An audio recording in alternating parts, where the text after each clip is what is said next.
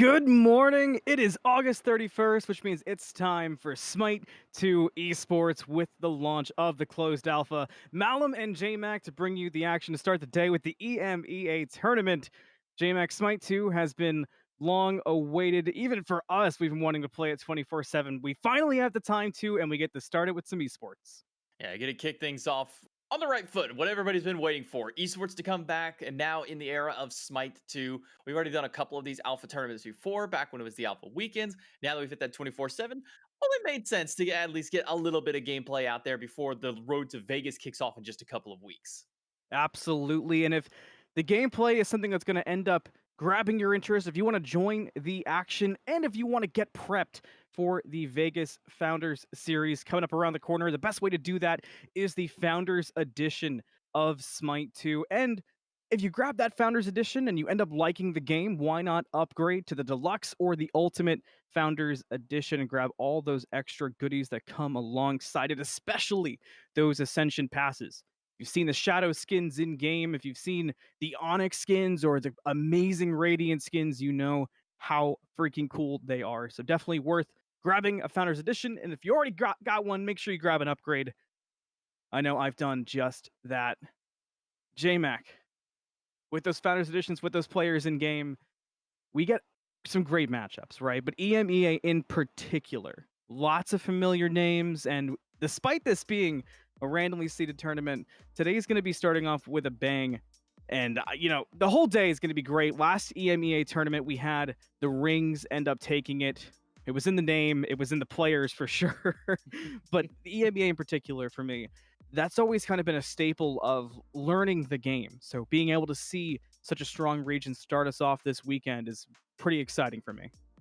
And EMEA has always kind of been a region that does things a little bit differently, more so than what you're accustomed to if you're a North American viewer, which is a lot of, kind of just run it down, pick whatever gods we can just end a game within 20, 25 minutes. Where in the past, at least in some of the Smite 1 era, EMEA has been a bit more of the calculated styles of teams. They kind of wait maybe 25, 30 minutes before they really get the game kind of ramping up at that point. Whereas the opposition in North America is trying to end the game at that moment. So it's interesting to see some of the strategies that will be coming out in these early phases. Obviously, this is like literally 4 or 5 days into the first official alpha. There's 2 brand new gods that have been added to the battleground with Mordred and Jing Wei. I've already been seeing a ton of them, whether it be in my casuals, my ranked games, whatever it might be.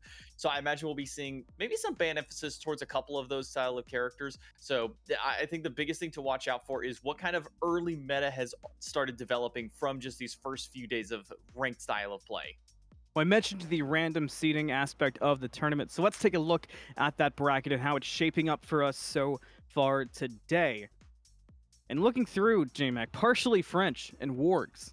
First matchup we'll be taking a peek at, and man, are those two stacked rosters. To kind of a ridiculous extent, looking at Team Partially French, you've got Genetics, Echrome, Dardes, Nika, to name a couple giant names off of it, to say the least. Yeah, you throw Sarpei in the mix of the jungle, someone who's kind of been running through the SCC scene for a long time back in Smite 1's era. On the opposite end, big names still coming back in again. Davey, Preds, Gunter, Rapio, Kana as well. Some pretty hard-hitting talent in this very first matchup. And again, that's sometimes the product of a random seed. Is sometimes these teams that you would be like, man, these guys are crazy. Like, they shouldn't be fighting into like the semifinals. Sometimes this happens in these early seeds just because of the nature of the random. But there's still some other big hitters that we'll be keeping our eyes on. At least I'll be keeping my eyes on through. I'm looking at Team Procket, which has got like Spudio. It's got Adapting. It's got Angry on there as well. There's a lot of big names that are kind of scattered throughout the different teams. There are some of the big super style teams like we're seeing right now, at least with partially French Wargs and the aforementioned Procket. But there's some other like pretty powerful players from the Smite 1 era popping up here. And the thing to remember is that while they may have been considered professional players in Smite 1 and they were the top of the cream of the crop, we're in a new game. We're in a new era. All of these players now have to reprove themselves. Are they still that good a player? Are they still that good of team here in Smite 2? Because we might get some fresh blood that maybe didn't quite want to hit the competitive scene in Smite 1, whether it just be, oh, well, I'm not going to make it up to the top level just yet. I might as well not even worry about it. Are we going to have somebody kind of just rise out of nowhere, maybe just a dark horse kind of come out of the mix? See if any new generations step up, especially as we get closer to the start of the Founders series. But we're ready to start our first game of the day. So let's head into picks and bans between Team Partially French and the Wargs. You talked about Mordred being a new character. I've been seeing a lot of Sasano get banned, a lot of Jingwei get banned in ranked, but Mordred's kind of been somebody who is either getting those priority bans or is kind of sneaking through thanks to the strength of Sasano. Yeah, unfortunately, with just the nature of only having a single ban available, obviously because it's a small roster of characters, only 23 right now, it's still more to be added in time, so more bans will eventually come that way. You've got to take what is essentially the most dangerous thing to play against, which in some cases here, I think the Loki is one of the top junglers right now alongside Susanna. I think right now those two kind of sit at the top. But then you have other picks that can flex into multiple roles and are good in all of them. Fenrir comes to mind, can be a great jungler. Or if you already have another, a god that can fit that role maybe a little bit better, you can throw him over to the solo lane. You can throw him in support as well. I think that Tanky Fenrir does a really good job, especially because he does have a little bit of protection scaling with some of his abilities. So there's a lot of options out there and available. I think right now, maybe by and far the best mid laner as a true just like burst mage style character is Hecate. So I wouldn't be surprised if we saw some heavy priority there. But this is the support I've been looking at. Bacchus has been doing so much damage. He has been killing every single backliner that's ever walked up to him. I would not be surprised if by end of today and even starting into tomorrow's tournament that we start seeing more bans towards Bacchus or just continued first picks like we're seeing here for Partially French. You did mention a slightly limited roster being the nature of closed alpha and newer, and this is something I've seen in a lot of games, and a lot of North American teams are also trying to do this. There's already been scrims, because of course there has, and Jingwei and Sol, you kind of either want to grab one for yourself, but if they're both open and you can grab both, you've locked down a pretty absurd Gatling gun combination. The Wargs do just that, and the answer from Partially French, we already had the Bacchus, why not add an On Her and Chalk to the mix? On Her, somebody who's kind of already being just kind of forgotten about in my brain. Everyone's grabbing the Jingwei, the Sol. There's also been, some looks at Neath in the mid lane in particular, but On Her, J-Mac, has been a character who, for me, kind of still stacks up to them and can be a really strong answer, especially to the Jingwei. He can fight into her very well. I think there is some value in the On Her. I think the problem that On Her is running into compared to Sol and Jingwei is kind of that natural access to an attack speed stim. Sol gets it, but just by stacking up her passive, just gets more and more attack speed that goes through. Jingwei gets it through the stims of her other abilities. But I think the biggest thing that's netting Jingwei that favorability over On Her in the boxing mechanic is, sure, On Her is going to be able to get that protection shred from his passive, but Jingwei with her second ability, once she starts getting some ranks into it, can start stacking up multiple instances of that explosive bolt, to the tune that you're able to fire 6 to 9 of those at a time in a row consistently on this god, and it just makes it so hard to box into, not just the extra AoE, but the additional crit value that she does get from there. So she's become one of the better boxers when it starts coming to the mid-late game. Sol is just fantastic all around, and right now what we're seeing kind of from the Wargs composition is a little bit of what I expected from seeing from Alpha Weekend 4 and even from some of the previous Alpha Weekend tournaments, has just been grab 2 hunters, grab 2 gods that can fill a carry role very easily, grab 2 gods that can fill a tank style of role very simply with your solo or your support, and then an assassin that can just kind of do whatever, grab your jungler, do whatnot, and just get to late game, run double crit, death metal, dagger of frenzy, anything like that for those carries, and just let them shred through objectives, because you only need one technically, but if you get both of them having the same 2, then you can say, okay, cool, you use yours on Gold Fury, and if we have a chance to go to Fire Giant, we'll use it there. Or, oh, if we didn't kill Gold or Fire fast enough, now we have a second iteration of it. So the Wargs kind of still playing the older style of play that we saw in the Alpha Weekend stages, while Partially French is going towards more of the kind of new age style of play, where they're just grabbing stuff that fits the traditional roles. You see solo laner, I want my general tanky guy. You see mid laner, I want my bursty intelligence damage dealer, your big magic style of damage with Hecate, who I think right now is probably one of the top mid laners in the game for that style of play. So I think that what this is going to come down to for Wargs is playing around objectives. For Partially French, it's going to be a lot of action around these team fights, especially around that Hecate ultimate, being able to transport people through that portal, whether it be your teammates, yourself, or enemies. You can displace them off of objectives by pulling them towards you. You can walk up to them at objectives and push them away from them as well. There's so many options and routes available with this god. that I think that this guy has some of the biggest potential playmaking just because of that singular ultimate. I would agree with that completely. I would even add on that for partially French, if you're wanting to build around that Hecate, you can try early on to get the Thanatos to a situation where he can really kind of baton pass over to their mid laner and set up early to where mid and late game can be dominated by the damage. But let's stop talking questions. Let's get into the action and check out our first game of closed alpha for Smite 2. Let's head on in. Partially French versus the Wargs. A spectator with a good old view we are familiar with, J-Mac. And, you know, one character who we didn't get to talk about too much, but the Wargs. It talked about their objective play. Their team fights are scary. And they've got scary guard dog privileges because Sol and Jingwei, they can chill at the back while Mordred, Fenrir, and Ares just run it at Partially French. I think that's the second reason as to why we're seeing those two picks specifically for that carry role compared to on her is because they're both just so safe. Jingwei has always been one of the safest gods in Smite 1 coming to Smite 2. She gets a little additional safety along with it and a little bit better ease of access to her stems. Previously in Smite 1, you'd have to walk into your first ability to be able to get the extra bonus power that comes from walking through that one. Now, there's just an extra AoE. You drop it down, you get that extra bonus. Then you look over at her third ability. It gives her ability to now steer that agility dash a little bit. So it's no longer just that quick dash straight line forward. Now you can kind of go around walls a little bit. And the biggest part of it, which is absolutely wild to me, is that she can have a second charge essentially of her ultimate where she casts it, dashes forward, and if she doesn't like her landing spot, she can just wait a couple seconds and then go right back with another instance of damage. Not good to be Davey. Sundering Arc already used on the purple, so Davey will lose out on that, but thankfully able to keep his life. It got scary. Ares are gone for the invade on the other side, but now Bacchus, Janex, and Ikro is taking the jungle of the Wargs on this left-hand side. Yeah, I expected this. With no Invader's Curse and no penalty to invades right now, this has just kind of become the new meta, especially doubly so with Sundering Arc being in the game. Having access to a couple hundred true damage in the early game makes invades so much easier for these supports, for these junglers if they choose to go up, but it's most commonly just been in the support role.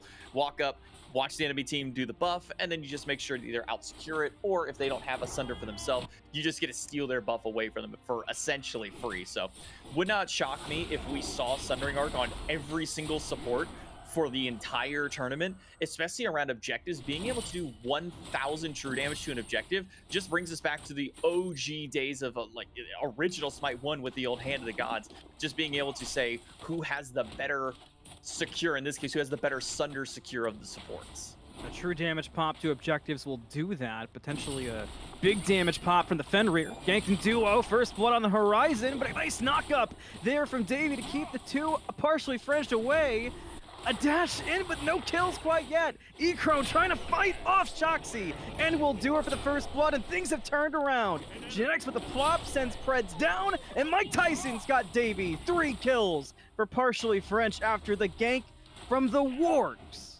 Not sure why Davey walked back in, was already low HP from the chain. Healing back up with that potion, with that chalice, has allowed Davey to just be able to sustain through the chain damage. I thought he was dead to rights just after the last chain had connected there on the opposite end, but just not quite enough damage to really kind of squeak out on that one. So gonna be good for Davey, but Mike Tyson teleported over to the solo lane for another kill. And Nika with the fadeaway on the Axe gets the credits. So already 4 kills for partially French. Gonna grab that side camp, which those side camps give a lot of gold, J-Mac. So if you're playing Smite 2, make sure you're grabbing those in the side lanes as often as you can, because you can really sneakily get ahead of your opponent using them.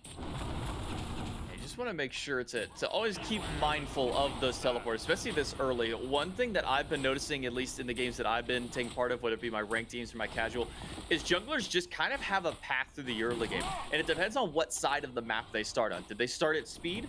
Okay, they're gonna go take the orange buff, the yellow buff, the Pathfinder, make sure to grab that one, and then they're gonna go to mid lane, gank over there, do the red, do the blue, hit solo lane, and then teleport over for duo. Or do they start at the red-blue side? Take that, go to mid, basically just follow that exact line, but the opposite direction, go to duo, and then teleport over and gank solo.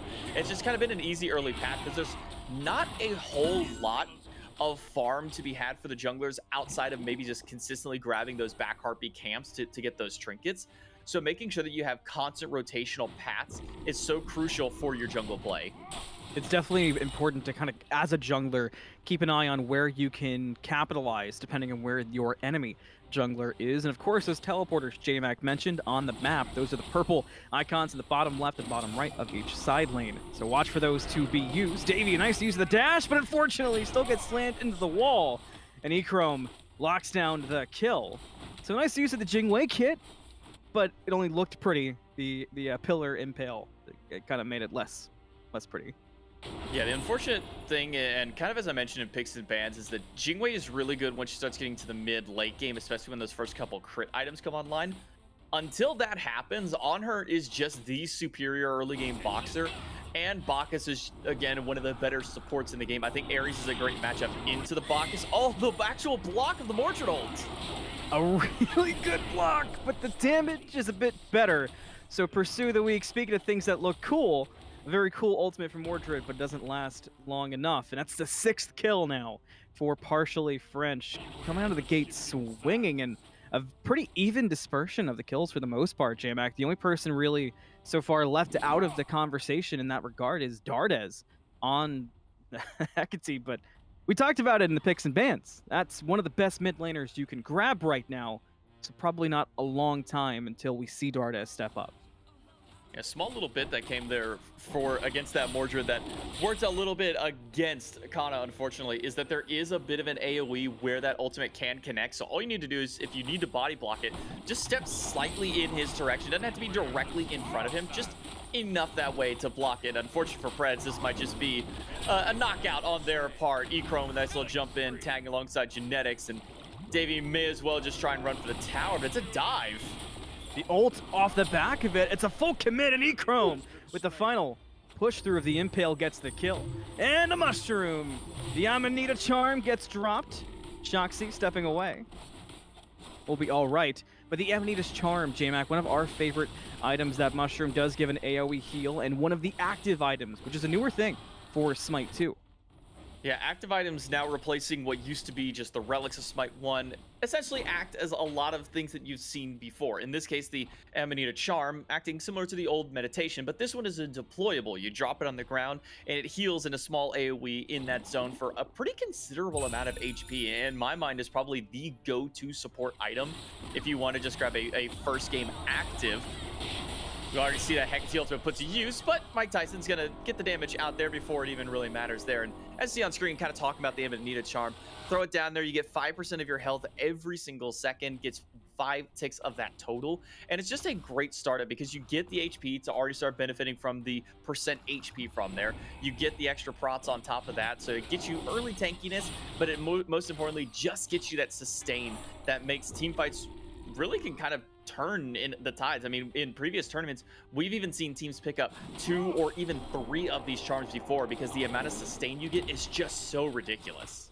Yeah, absolutely. It's for me a go-to, and because you can stack them too and have multiple, getting to have one in solo lane as well as your support, the later and later you get and the more team fights start happening and the more charms, the more mushrooms get dropped, the better it can feel. That was a strat we saw in the previous Alpha Weekend tournaments, but before you could only buy 3 actives, we were seeing teams grab 5 mushrooms for a team fight. And while it has been nerfed, it still brings a lot of value if you're looking for something to grab. But speaking of value, the Queen Naga getting picked up here by Partially French in the jungle, J-Mac. Yeah, new objective that spawns on the map. 7 minutes in, this queen will start rotating through the jungle. It starts on one side of the map, and then will always spawn on the opposite of where its last spawn was. If it doesn't get attacked for a while, it will start rotating through the jungle over towards the opposite side of the map. But the reason you want to go for this one is it starts allowing you to get objective and tower pushing.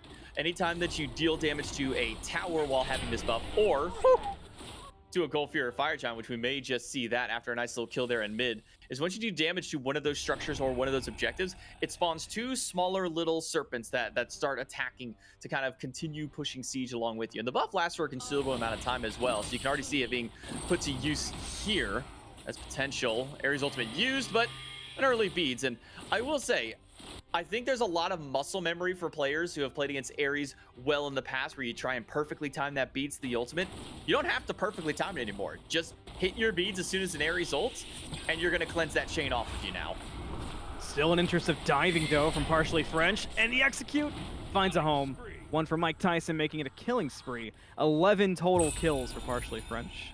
So this haven't stopped the ball rolling at this point, J-Mac. I mean, we're coming up on 9 minutes now, and it's 6,000 gold in the lead for this Order side team.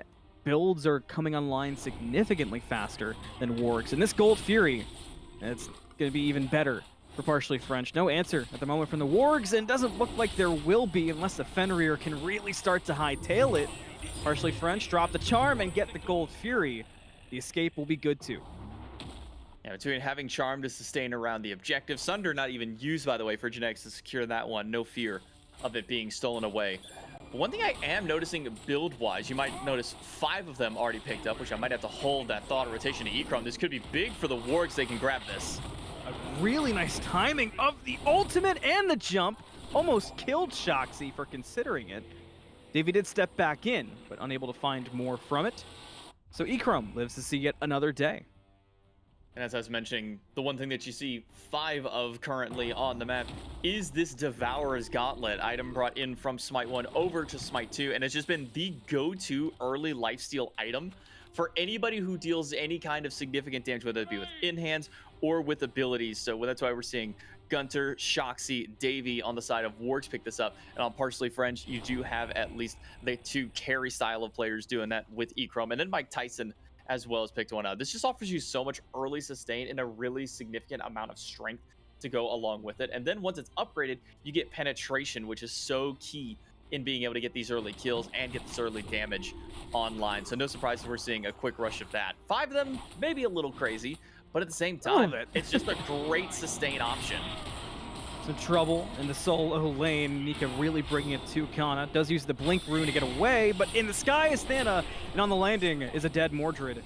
12th now for Partially French, and they're still hanging out in this right side jungle. So Fenrir might not be the safest. There's the damage from Bacchus that J-Mac mentioned earlier. Dardes around the corner with the follow through. 13. It's lucky for sure for Partially French. Yeah, right now, Wargs are running into the issue of they're just falling behind, and they're too far behind to fight, and they're too far behind to even farm at this point. You can see Dardas just preventing his tier 1 tower from going down. Gunter's got good damage to return back. You see the gold bounties from the tower dropped on the ground, unable to be picked up, but this is not a 2v2 that I think anybody really wants to take. Pull back, but a perfect ultimate from Dardes brings Preds right where they want him. The 14th kill is there around that gold chalice.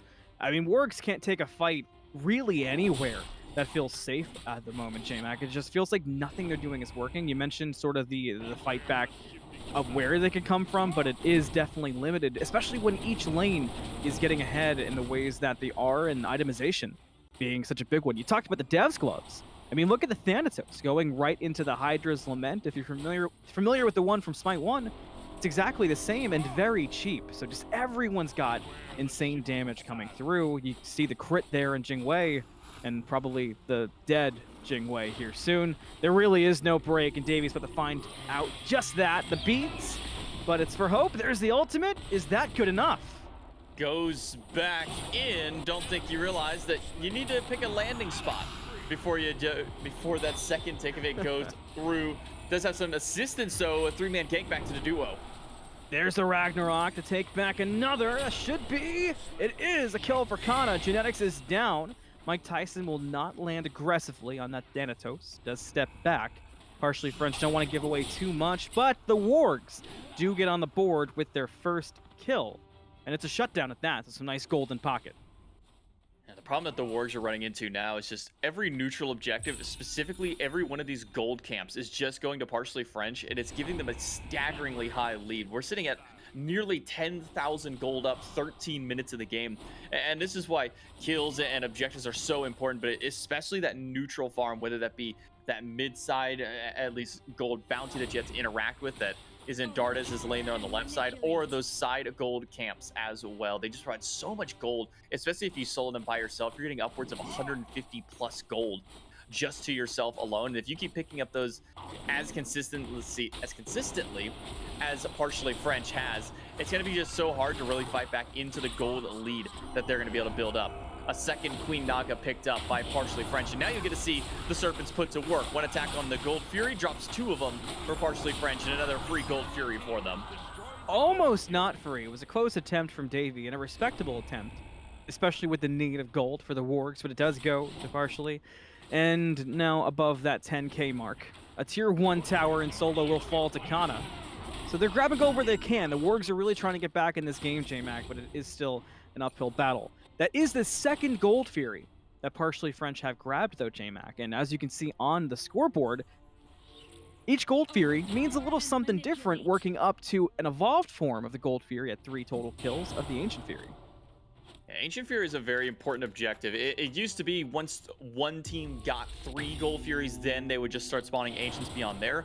Now it is just once 3 Gold Furies are killed, Ancient Fury will begin spawning from that point onward. And the Ancient Fury, the big reason as to why you want to try and go for that as quick as possible is that Ancient Fury disables all structures for a period of time, meaning that you can just start walking into towers and taking boxing matches that you normally wouldn't before because, well, you don't want to take damage to the tower. You don't want to die to an objective like that. But once that Ancient Fury is active, that tower can't fight you back. That's no longer a safe place for the enemy that it once was. Might not be a safe solo lane for the wargs. They took the fight against Nika, but Mike Tyson is showing up, throwing hands, blinks out too, and the wargs are in full escape mode. There is a rotation coming out from 2 more members of the wargs, but as you can see, the desire to fight is not quite there. It will not be taken, they will back.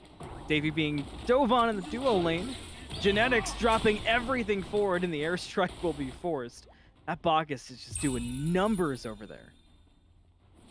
Yeah, the scaling that Bacchus gets on both belly flop and that first ability chug, which sounds weird for me to say this, but yes, you do get bonus damage on your next basic attack whenever you do drink from the chug on that first ability. So you load up a chug, you go in for a belly flop, you get a lot of damage from there, and then your next auto up is essentially guaranteed, and you're just going to be doing upwards of half of a carry's HP bar, especially when you're this far ahead. No escape will be beatsed out. Nika still fighting forward as partially French 2. is sieging the Phoenix and popping everybody. A double kill for Nika off the back of the play from Dardes. And partially French will step in and barely be answered by the wards.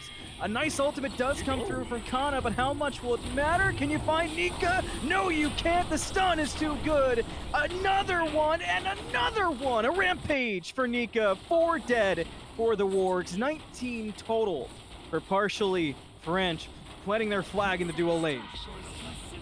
Dardes caught 2 on the outskirts of that open the gates ultimate and brings them right back in, and then you see the immediate burst damage after.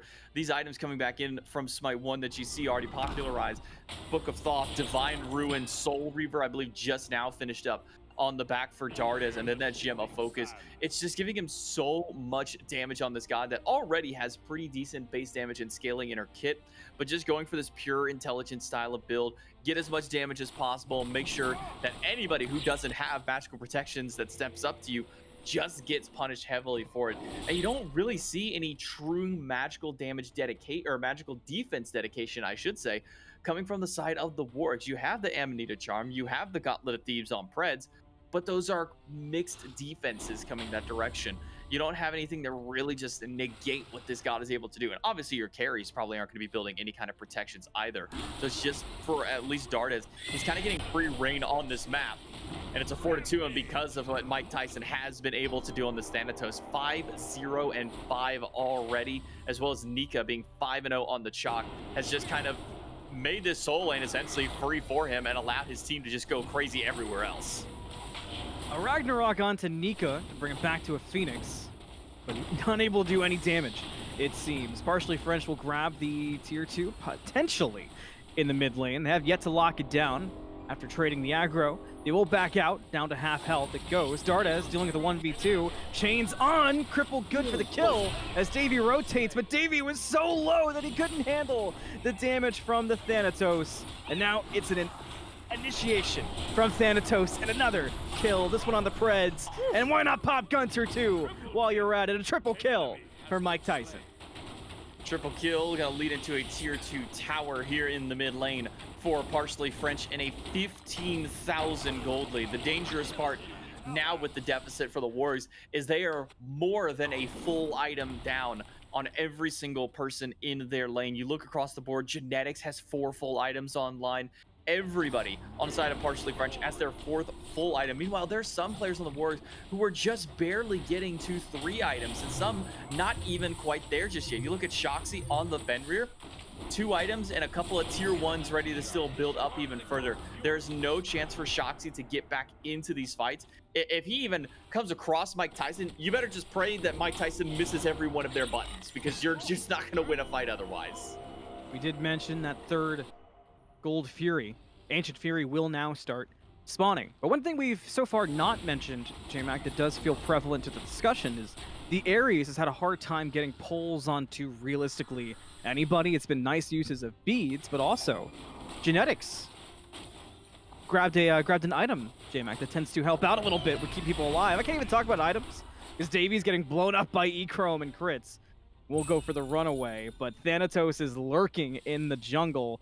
See how long Davy can survive this. There's the pillar, the impale for the stun, the beads, but look who's here. It's Mike Tyson. So we can talk about the item on Genetics. Yeah, the Talisman of Purification, a really powerful item. Just that AoE cleanse for your team. Acts similar to the Purification beads, where you just get that CC immunity, but it's all around you as opposed to just you getting that one. So it's a nice little pickup for the support to really counter out against the Ares. And because of the shorter cooldown than normal Purification beads, you can time it pretty well with either your ultimate and then just pop that one for your team, or just kind of wait until your allies, if they don't have their beads and they don't have their way of getting out of that cleanse or getting out of those pulls, you can just go ahead and help them out with a cleanse yourself. But all the way over to the Fire Giant is Partially French, grabbing this objective for themselves, and not much chance for the Warriors to be able to get back in here. Fire Giant acting very similar to its counterpart back from SMITE 1, giving you a decent bit of sustain, but also a massive damage boost to your entire team. And it's just going to make these sieges that much easier. And with 3 Gold Furies down, should we get to a point where Partially French has to fall back and wait a little bit longer, they can just grab an Ancient Fury and make these sieges even easier than they already seem to be. Dardes certainly online now. Genetics leading away, trying to set up. Mike Tyson, aka Sharpay, starts it off with another one. Grabs a quick kill. Will there be any more than that? Oh yeah, double kill onto Davy. Immortal already, and Partially French are marching on in.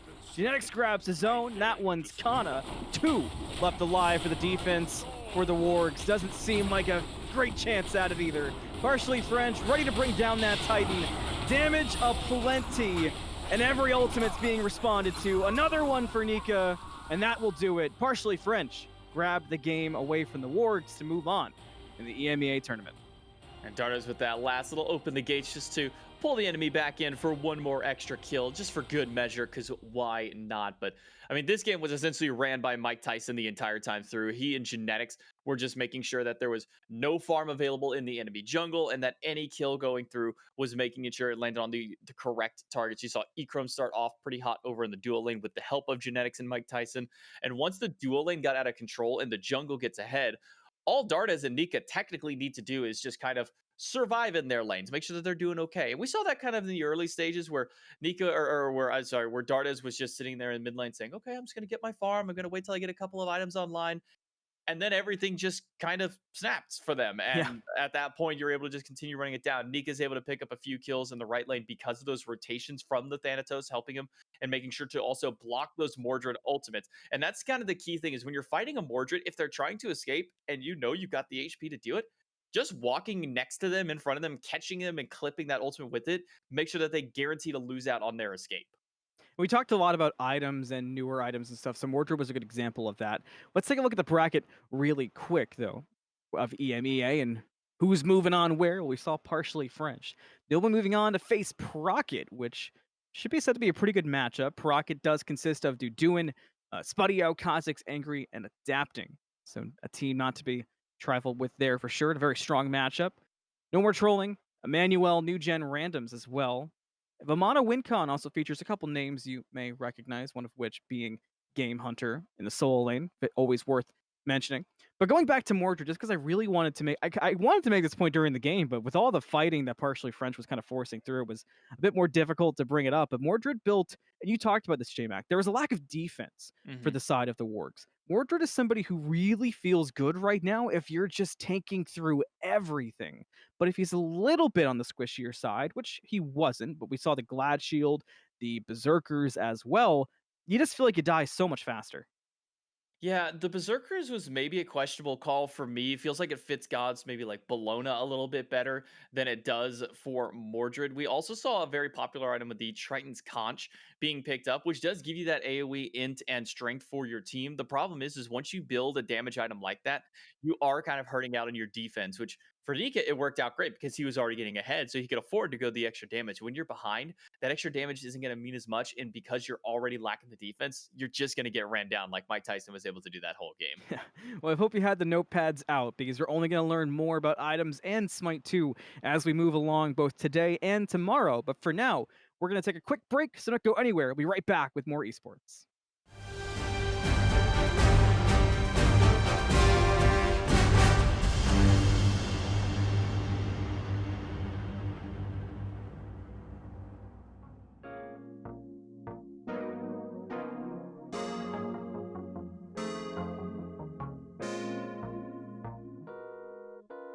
Never let him get you down.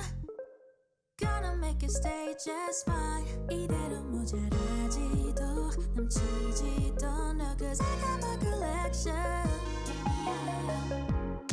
따뜻한 물에 bathe. 향기 가득한 로션 촉촉해져. My cocoa bomb. Oh, I don't care what they say. I like it, I go la la la la la. I like it, I just want. Oh baby, say it and make it a day that brought a day. I like it, I go la la la la la. I like it, I just want. Oh baby, it's alright to be right. Goes on and on, yeah. 디투얼 한개 하얀 벚꽃만 바랬던 날 거꾸로서길 바랬던 예전 소원 이룬 날 너의 문자 사탕 같은 말 숨길 수 없는 payday 고소한 coffee yes we go on and on collect them all but I don't care what they say I like it I go la la la la la I like it I just want. Oh baby say it and make it a day that brought a day. I like it I go la la la la la. I like it I just want. Oh baby it's alright to be right.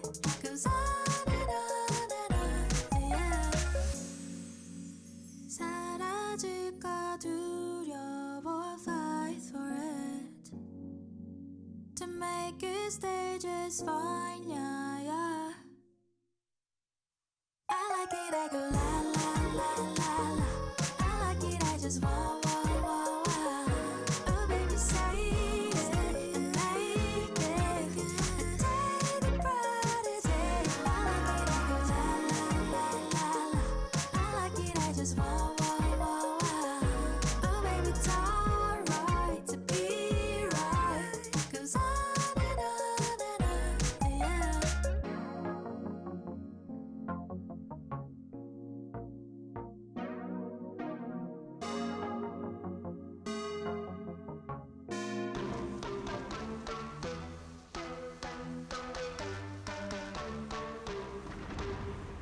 There's coldness there, there's karma. There's heat, there's flames, there's lava. Volcanic, what can we do? It gets manic. I know what I'd rather. When I pick up the mic, it's power. When I pick up the mic, got powers. When I pick up the mic, it's power. When I pick up the mic, got powers.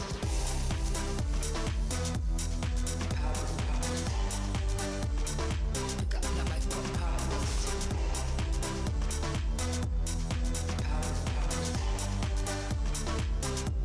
4, 3, 2 in the morning. Yeah, I'm still up, you're boring. Life keeps getting better and better, and I'm not stressed, I'm snoring. It'll get messy, get gory. Simpleness not for me. I don't care about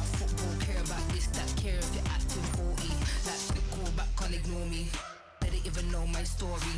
Any little sour pack tracked in salty, flows on point like gourmet. In a Michelin star like always, like conference call on 4 ways. Man thinks this life is a role play, so they hear about the family drama. There's coldness there, there's karma. There's heat, there's flames, there's lava. Volcanic, what can we do? It gets manic. I know what got powers.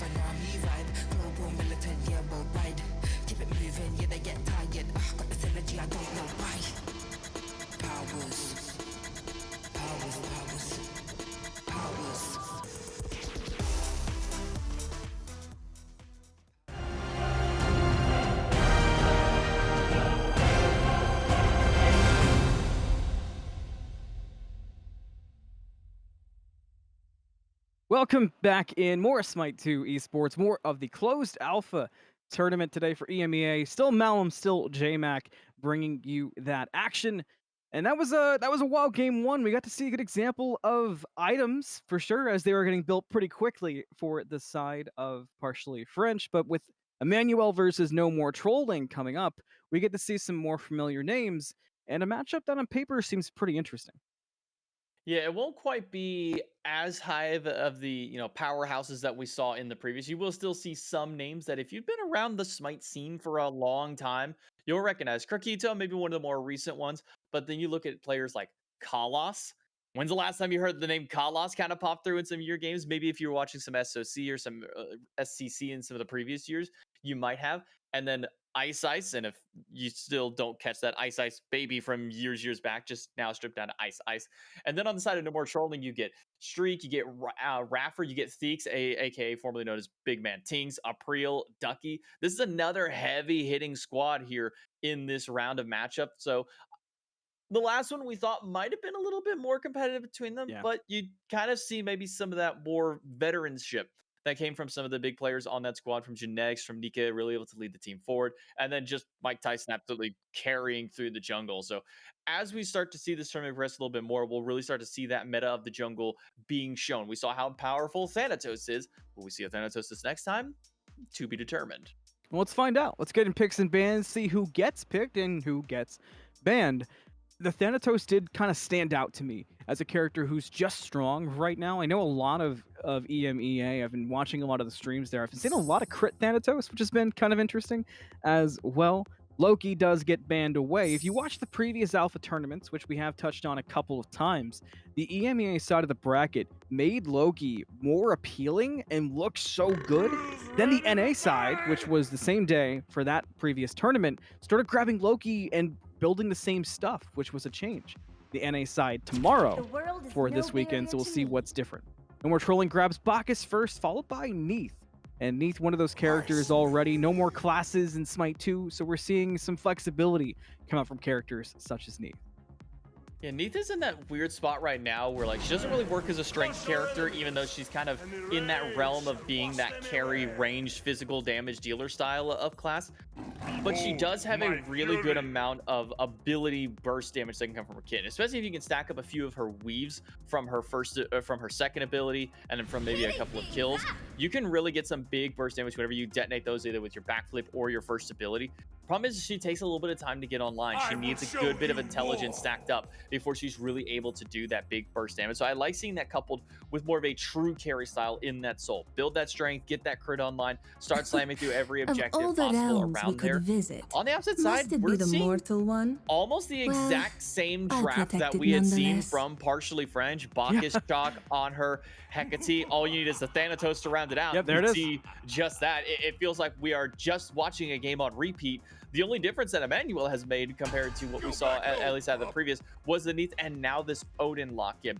Right now, I feel like Odin is in a really awkward spot of just being good enough to not be at the bottom end of solo lane pickups, but also kind of being at the lower end of the higher. He's in that weird middle ground where he isn't fantastic, but he's not awful. He has great individual matchups, and I think into Chalk, it is an okay matchup for him because Chalk's gonna lose out on his sustain if he gets trapped in the cage. Chalk has to expend 2 abilities to be able to get out of the cage, or a blink if he does get stuck in there.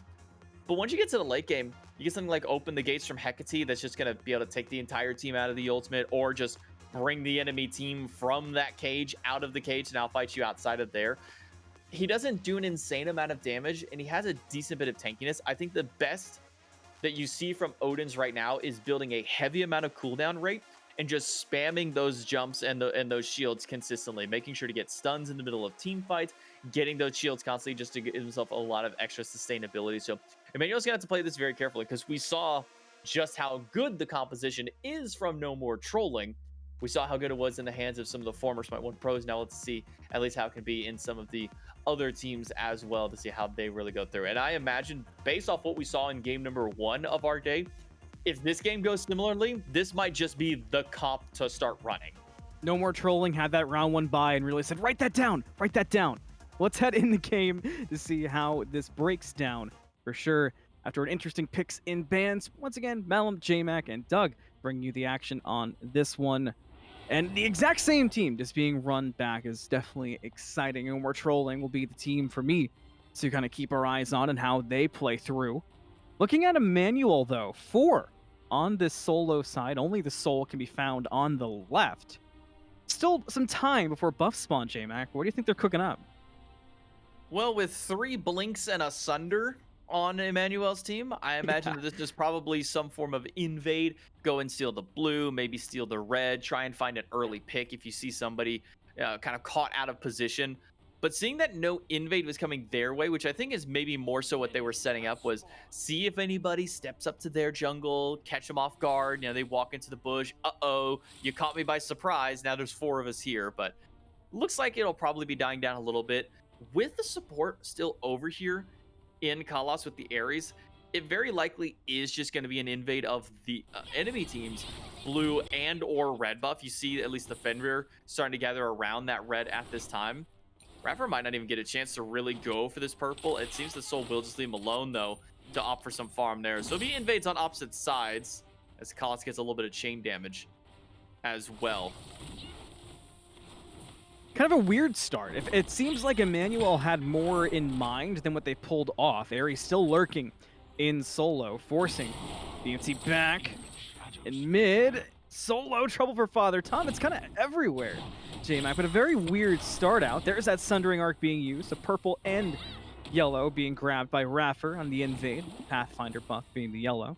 Raffer will take some poke, but it should be all right to get back to the safety of on her. Blink committed from Rakito, but it doesn't land anything, J-Mac.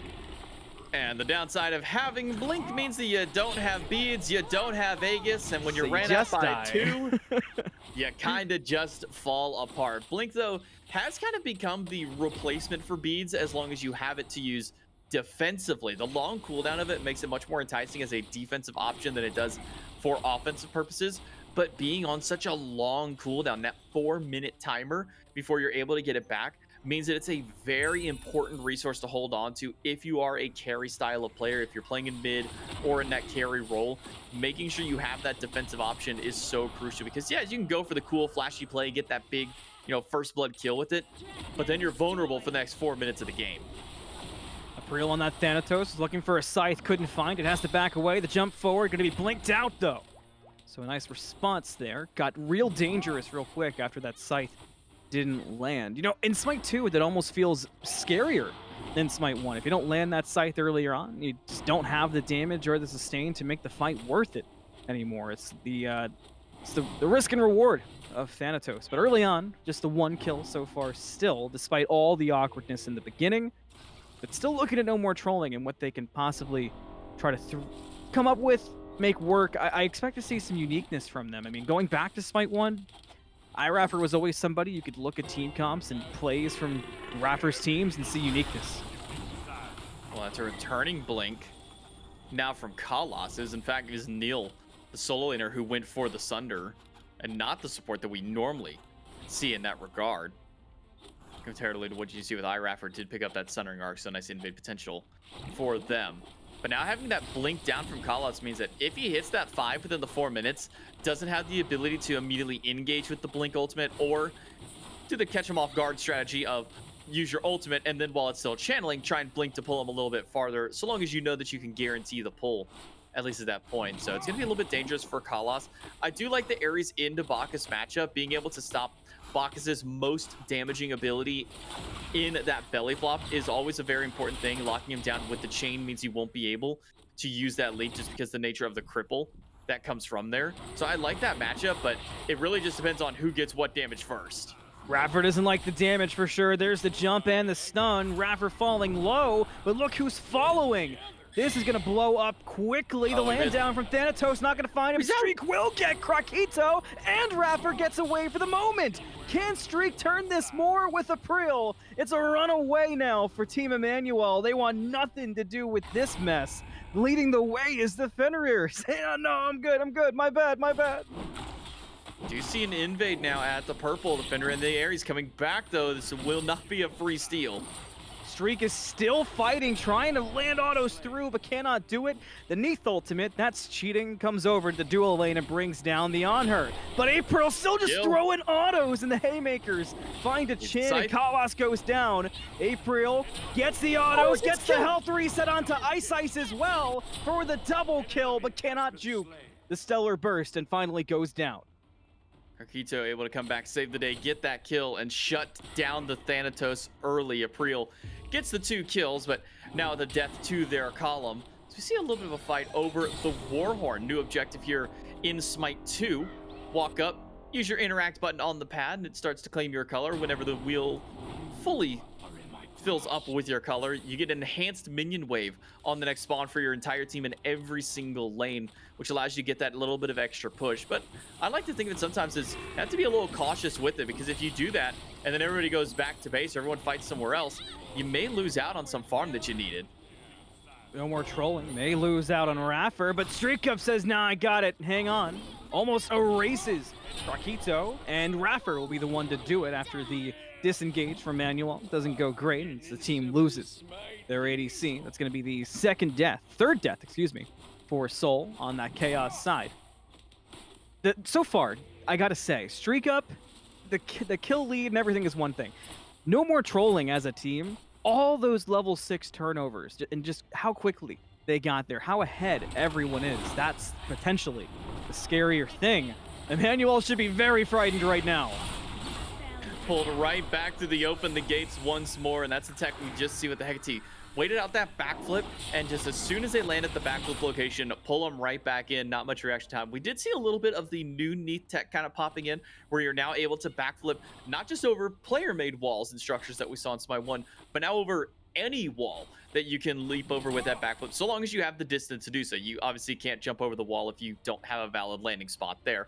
So we see the escape to get away from the Thanatos. Unfortunately for Emmanuel, there was a Hecate waiting in lane, and also a Thanatos ultimate to follow up. So a nice little double combo from the No More Trolling duo combo there, able to secure themselves their 6th kill of the game.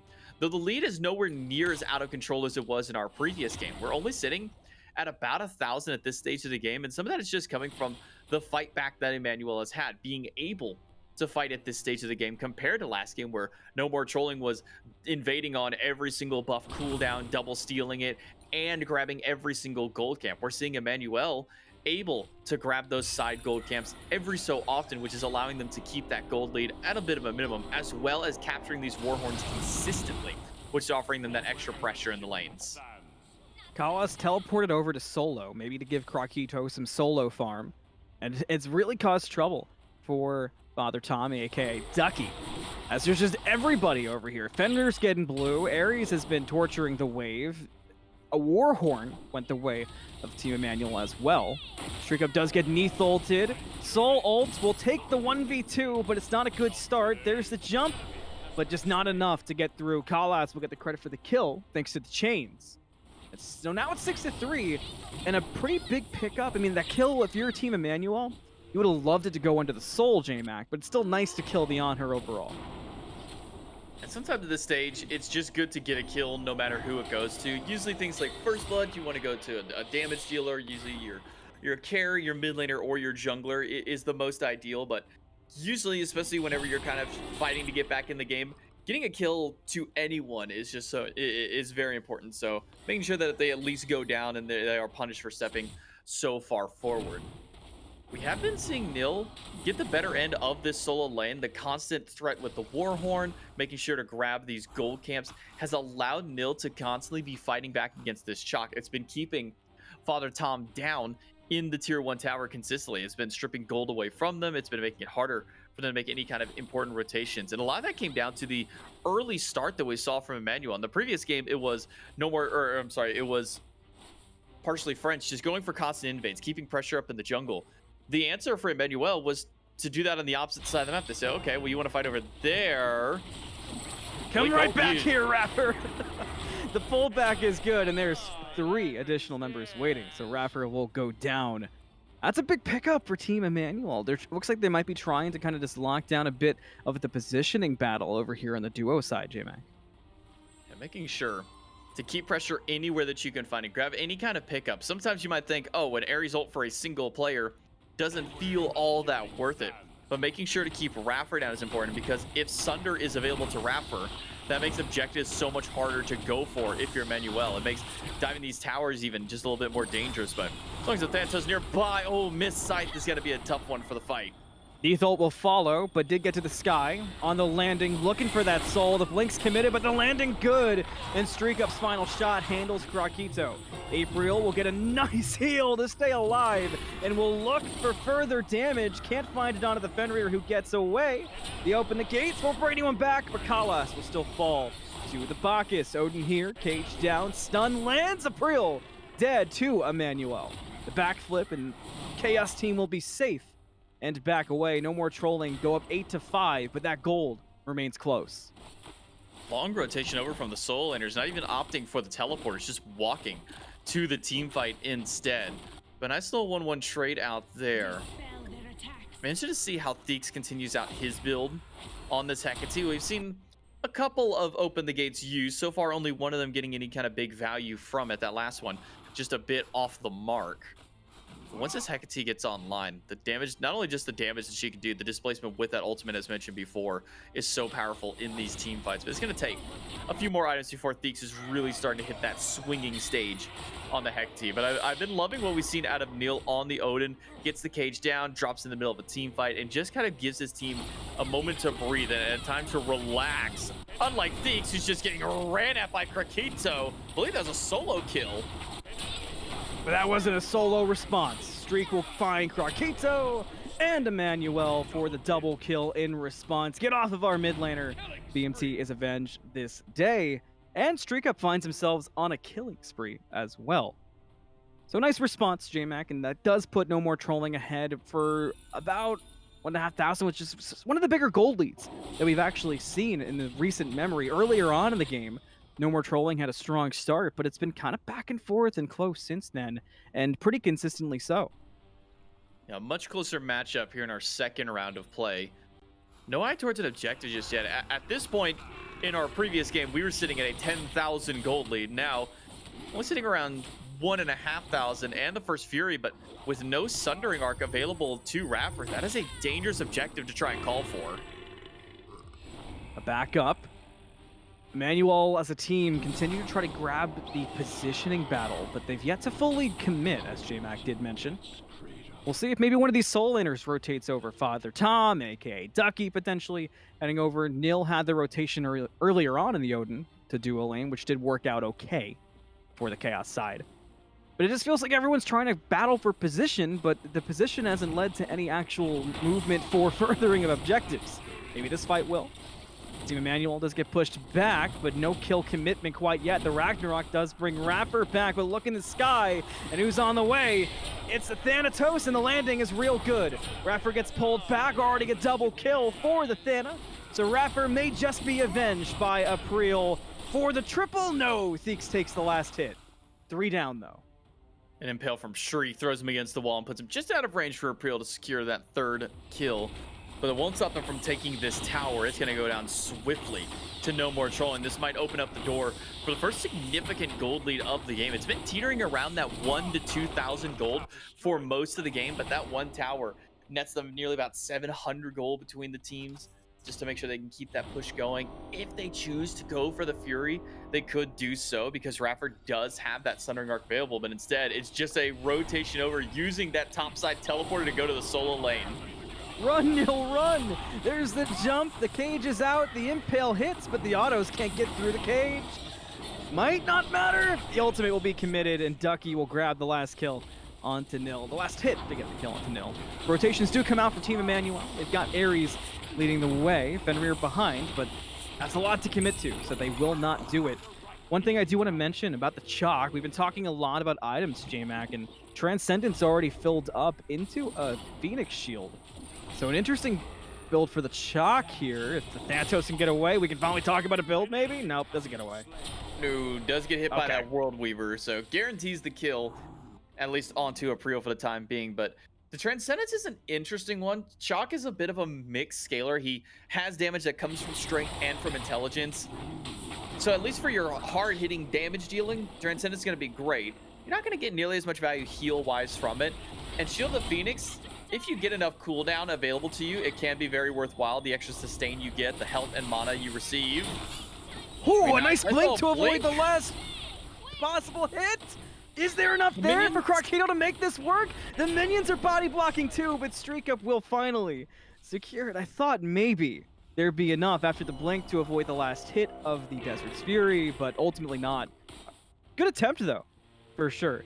And going back to that build, it does open up interesting avenues, because if you look at Emmanuel's build on that Neath, if you're a Smite 1 knower, that build probably looks all kinds of wrong with the Transcendence and the Book of Thoth. The big thing that Transcendence and Book of Thoth offers as a combination is the maximum mana stacking possible. You get an insane amount of mana from these two items alone. The strength that you get from Transcendence will allow Neath's basic attacks to hit really hard. It's just going to allow her to be able to do a lot of good tower damage. And then the intelligence that you're going to be getting from the Book of Thoth, coupling up with the power that you're getting from both of these items' passives, is really going to skyrocket the amount of damage that Emmanuel can do in the late game. So I really do love this double stacking build. April in no man's land, but has the ultimate online, takes to the sky. Where's the response? It's a follow from the gates to take out Ice. Emmanuel does respond and deals with Iraffer. But no more trolling, continue to further their lead. They got the Gold Fury before. They got gold behind it, and that 1,500 gold lead, it was so close for so long. It's really expanded now, sitting at 4,500 and growing. This is a good spot for no more trolling if they can look to further it elsewhere with more and more map pressure. Do you see Deek sitting pretty far up in, pretty far back in mid? Queen Naga Serpent's able to help take down that tier 1 tower, but it's all about the team fight for no more trolling. They're going to get at least one to start it. Galas already dead, and a rampage for Streak Up. Should be one to follow, but man, that supernova hit April hard.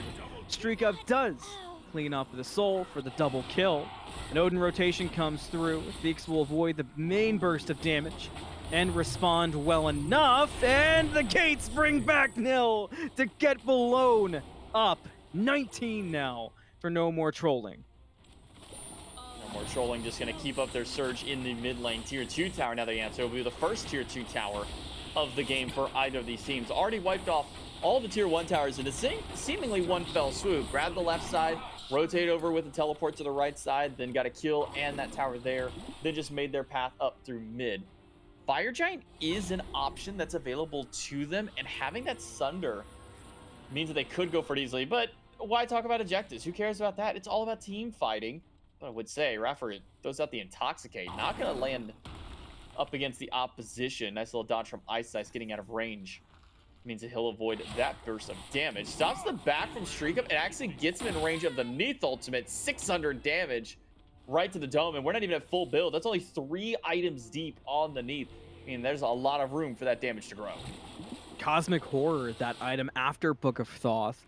It's just so much intelligence, so much damage coming off from that World Weaver. Neath, man, looking across, there's so much interesting stuff to talk about in Smite 2. There's so many different avenues where you can look at stuff, but overall the fighting this game has taken the main stage, and it's been crazy to see. We'll see if it continues to be the case. Raffer is already low, but not quite dead. April doing everything to keep their support alive. Can't do it for long, but does get to the sky. Will Krakito be low enough? No, but the stun and the damage is good enough. Father Tom won't get the credit for it. So Ducky has one and Streak Up's got the other. Kneel down, unstoppable now on the kill streak for Streak, 9 in total. So no more trolling, continue to keep that ball rolling that we talked about, J-Mac. Now, Fire Giant's on this right-hand side, and Gold Fury has not been the attention. Are we thinking an early Fire Giant could be possible? If Sundering Arc was up, I would think so. But with there still being some kill and steal potential from Emmanuel, from Ice Ice, if Collis can go and get a nice Blink Ultimate, pull people off of that fire, it might be a bit risky. As long as you have that Sunder, again, at this stage of the game, that Sundering Arc is dealing 1,000 damage to objectives. You're essentially guaranteeing a secure at that point, because while Neath Ultimate is hitting for, let's say, 600 damage, that first ability is not going to be hitting for quite that unless you have a ton of weaves stack up. So nobody's going to be able to out-secure 1,000 damage at this stage of the game. You really don't start hitting that until you get, like, the Kukul Khans and the Chalks of full build, like 5-6 items in. They're going to be able to out-deal that damage.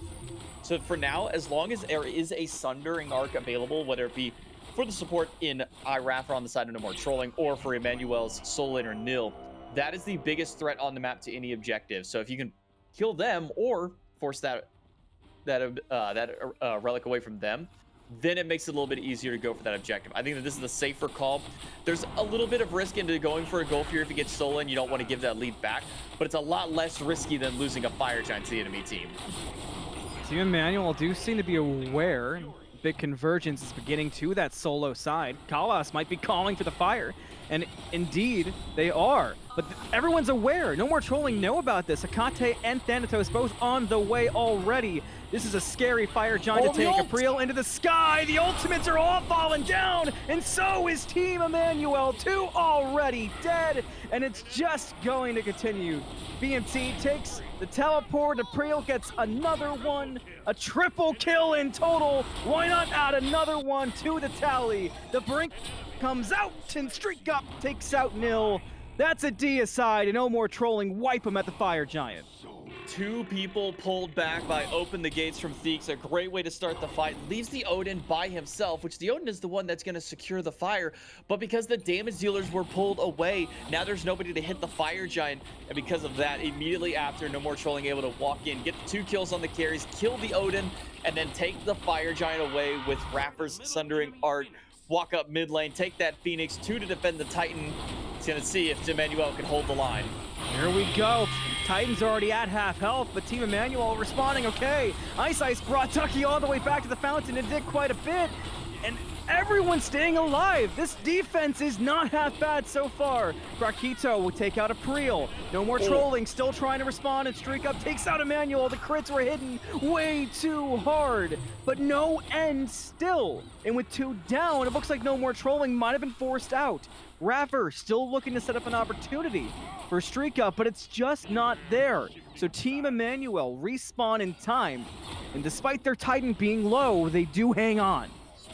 Even though we're 21 minutes in the game, levels aren't super high, so respawns are pretty quick. A nice Whoa! return fire from Emmanuel, but No More Trolling's got even more damage. The damage is insane, but still no kills. Streak Up finally does break through, gets the double kill instantly, and is ready to lead the way. Crits in hand, and Theeks will take out Krakito. Team Emmanuel hold on just to step up too far and be brought down. They'll be up to just the one, the Odin for the defense, but that damage is just too strong. And Nil will go down, and that will be the game. No More Trolling are now poised to take this one. They just want kills at this point, but finally, they'll take the Titan. 31 kills is what was needed, and No More Trolling will move on in the tournament. Yeah, this one took a little longer to really start ramping up for the Order side team and No More Trolling, but they are able to get the same results as their counterparts in round number 1. And for what it's worth, Malum, this might just start being the composition to run. On her and Bacchus, a great dual lane for early kill pressure. And because of the lead that Streak got, there was never a chance for Krakito to fight back, punishing this Soul at every given opportunity, not letting her to be able to get online, get that crit really start to roll through. This dual lane starts just spiraling out of control. The Thanatos didn't quite hit the mark this time. It was a No. little bit of a slower game for Aprio. Got a couple of kills in there in the early game, but didn't really have the same explosive start that we saw in the previous matchup. And then it's just kind of showing right now that Chalk is a great, either depending on the matchup, a great god to just kind of live in solo lane and not worry, or if you can get a little bit of a pressure lead, then allows him to really continue to push that lead forward. And then we're already starting to see after just 2 games what a Hecate is capable of with this Open the Gates ultimate. For my money's worth, this is the best mid laner in the game right now, and we're starting to see It's what it showing. looks like in some of the top mid laners' hands already. I think the on her pulling through and being this top pick in these first couple of games is incredibly interesting. I know a lot of people were looking forward to this tournament just to kind of see what's getting picked and how other people are playing, because you know your own games and you can view streamer POVs, but seeing that spectator perspective, seeing how a 5-man grouping moves around the map and what they choose to do is so interesting. And seeing this on her be prioritized the way it has been and it working when the conversation has been Soul and Jingwei being the characters you need to win a game is beyond interesting to me. And at that matter, we haven't even seen Sasano so far. It's kind of crazy to me that we haven't seen Sasano. In North America, he's been the priority. Yeah, I mean, right now Susano just does not seem to exist. Thanatos kind of really being that big hitter. I think it's a couple of on her as well as Bacchus comboing together in the duo is what's made on her such a heavy priority, because Bacchus just has an insane amount of early game damage and CC, and it really allows on her and whatnot to pop in through there. But I've been told that we do have a little bit more still kind of going on here, Malum. Yeah, we do indeed. We're going to hop in and check out Vamana WinCon as they get closer to the end of their game, which does feature a name you might know if you are a Smite 1 lore nerd, that being Game Hunter. And it's pretty deep in progress. 15 minutes in, 18-5, and a Fire Giant's being pulled already, and looks like it's about to be taken as well. And with Calvin being on that Chaos side team, J-Mac, these are names you might not be as familiar with, but 2 strong rosters if you do recognize a couple. And so far, I'm honestly surprised with how far the Chaos side team has come.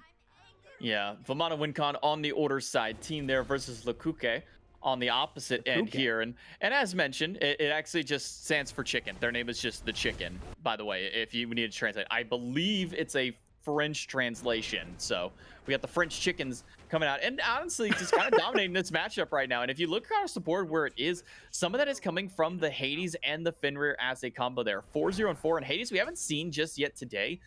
Not quite as powerful as he was in previous alpha tests, but still a devastating god to fight into.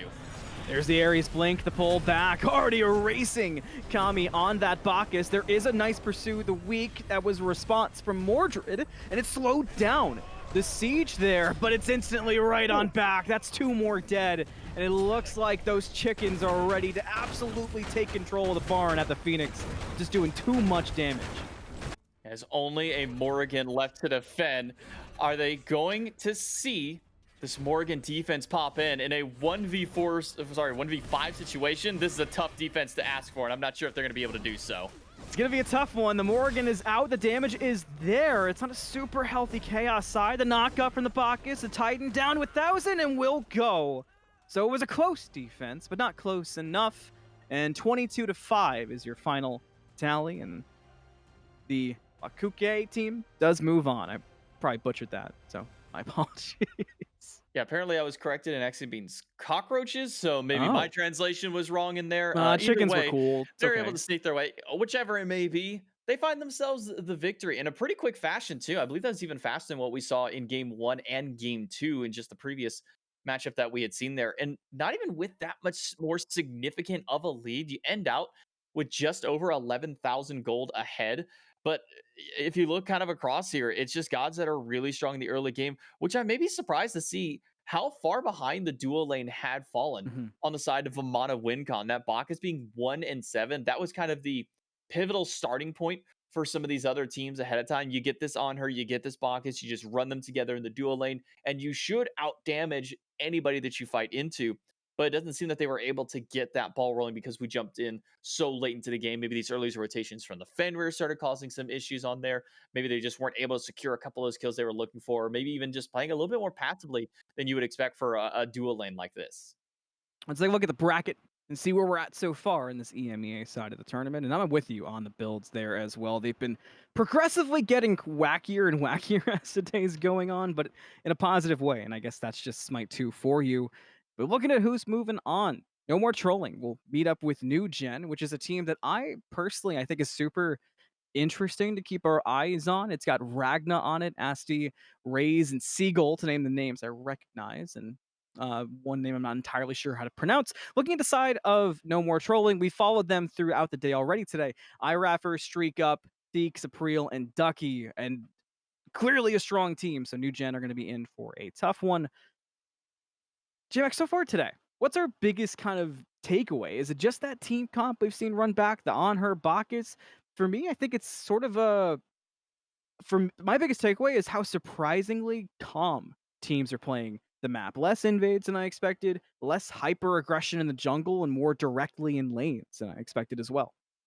Yeah, unfortunately, we didn't get to catch really much of that last game that we had just jumped into. We kind of popped over and said, "Oh, it's Fire Giant time," and then, "Oh, it's Yeah. Sieging time." So we didn't really get to see kind of how it all escalated to that point.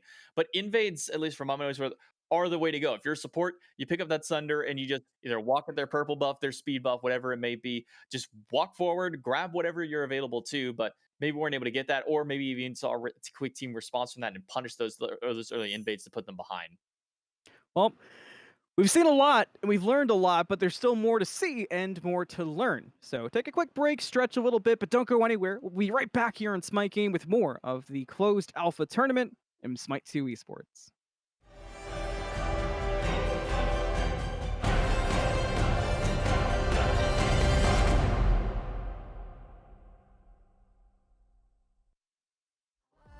They got it.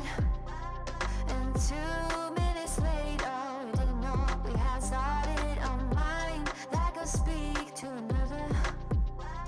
The sign to constantly see through each other. You love that,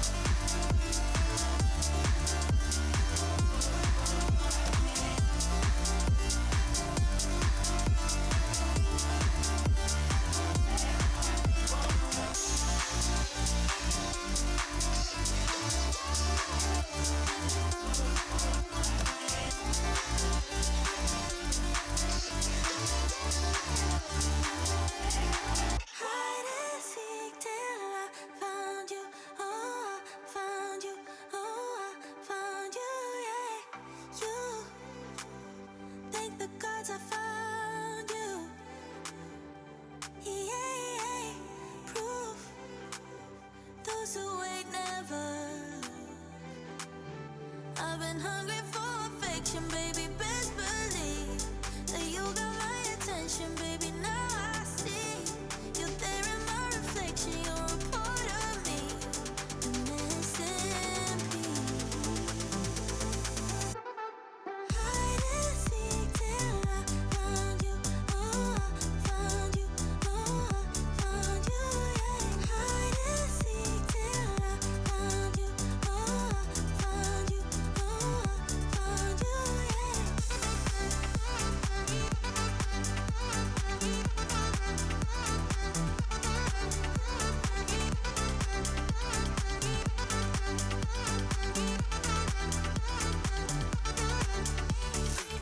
Say that you won't hide away. If you stay, I will make you my fate. I've been hungry for affection, baby. Best believe that you got my attention, baby. Now I see you're there in my reflection. You're a part of me, the missing piece. Yeah. Hide and seek till I found you. Oh, I found you. Oh, I found you. Yeah. Hide and seek till I found you. Oh, I found you. Oh, I found you. Hide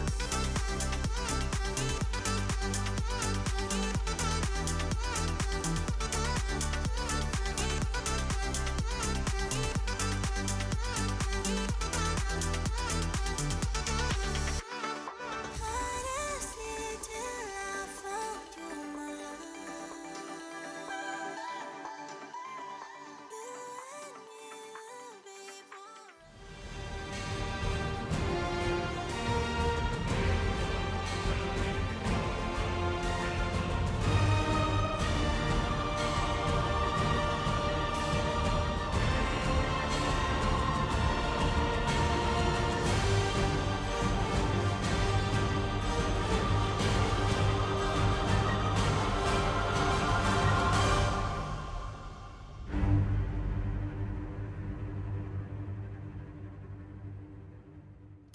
And the EMEA Smite 2 kickoff celebration launch, all of it tournament continues with Dolson and Trelly this time. Trelly, I apologize. It's the first time I've ever casted Smite 2, so apologies in advance. Go ahead and shove me in your backpack and just carry me along for the journey here. But Malum and J-Mac got us started here today. I think expected with some of the rosters we've seen and some of the overwhelming wins that we've seen, and we'll get into that in just a moment. First, I want to talk a bit about Starforge. They are the best PCs in the universe. And not only that, they are the best PCs to be playing Smite 2 on because they come in Smite themes. So you want to head on over to starforgesystems.com/product/Smite. Check out all of their offerings. Great quality systems, and they look pretty cool, if I do say so myself. Smite theme, not too shabby. Trelly, are you going to be playing on the Smite Starforge system here soon? You think that levels up your game? Does that level up the game of anyone who's lucky enough to play on that? I mean, first of all, the tagline being the best PCs in the universe kind of speaks for itself, but you can't go wrong with one of those plates. Me and J-Mac always talk about the Scylla one being our favorites, but the Zeus one is just so thematic. So absolutely. I mean, you can't go wrong with that. You know who would love the Zeus one is our friend Aggro. Mifflin would call me a fan for bringing up Aggro 15 seconds into my first Smite 2 segment. And if you haven't gotten onto Smite 2 yet, I have some good news for you. What you're going to want to do right now is look at the link that's been posted in chat. And if you follow that link and use the code at the bottom of the screen here, SMITE2 Esports, you'll be able to get a Founders Edition. This is exclusive to Steam, so these are Steam keys for the Smite 2 Founders Edition while supplies last. I think that's what the professionals say. You want to follow the link that's been posted in chat. Use the code down at the bottom of the screen. I think there's a couple other things you have to do. Follow the channel, visit our YouTube, and use the code down at the bottom of the screen here and grab yourself a Steam edition of the Founders Edition of Smite 2. Get in and get playing today. if the esports are getting you excited, it's a perfect time to get in and get the action going here. Trelly, and we are well underway in our EMEA kickoff tournament here. And one thing I mentioned prior to the Starforge read there, I think probably expected from some of the rosters we've seen. I was curious how much of a glimpse we would get into professional teams versus just the open signups. This No More Trolling team, we'll follow along with them throughout the tournament. A real quality squad. Right. This is something that we've been touching on whenever these Smite 2 tournaments come about is, yes, you're going to give a little bit more favor towards some of these players that you might recognize from Smite 1, but still a completely new game, still a completely new system. The item changes, all of that has to come into play. And of course, No More Trolling, a squad that we expected to be this far into the bracket, but looking real clean doing it. Yeah, real clean. I imagine they will in this next matchup as well. I do want to correct myself on the previous ad read. It's just a basic access once you follow that link, but you're still able to get into Smite 2. So it's the basic access on Steam.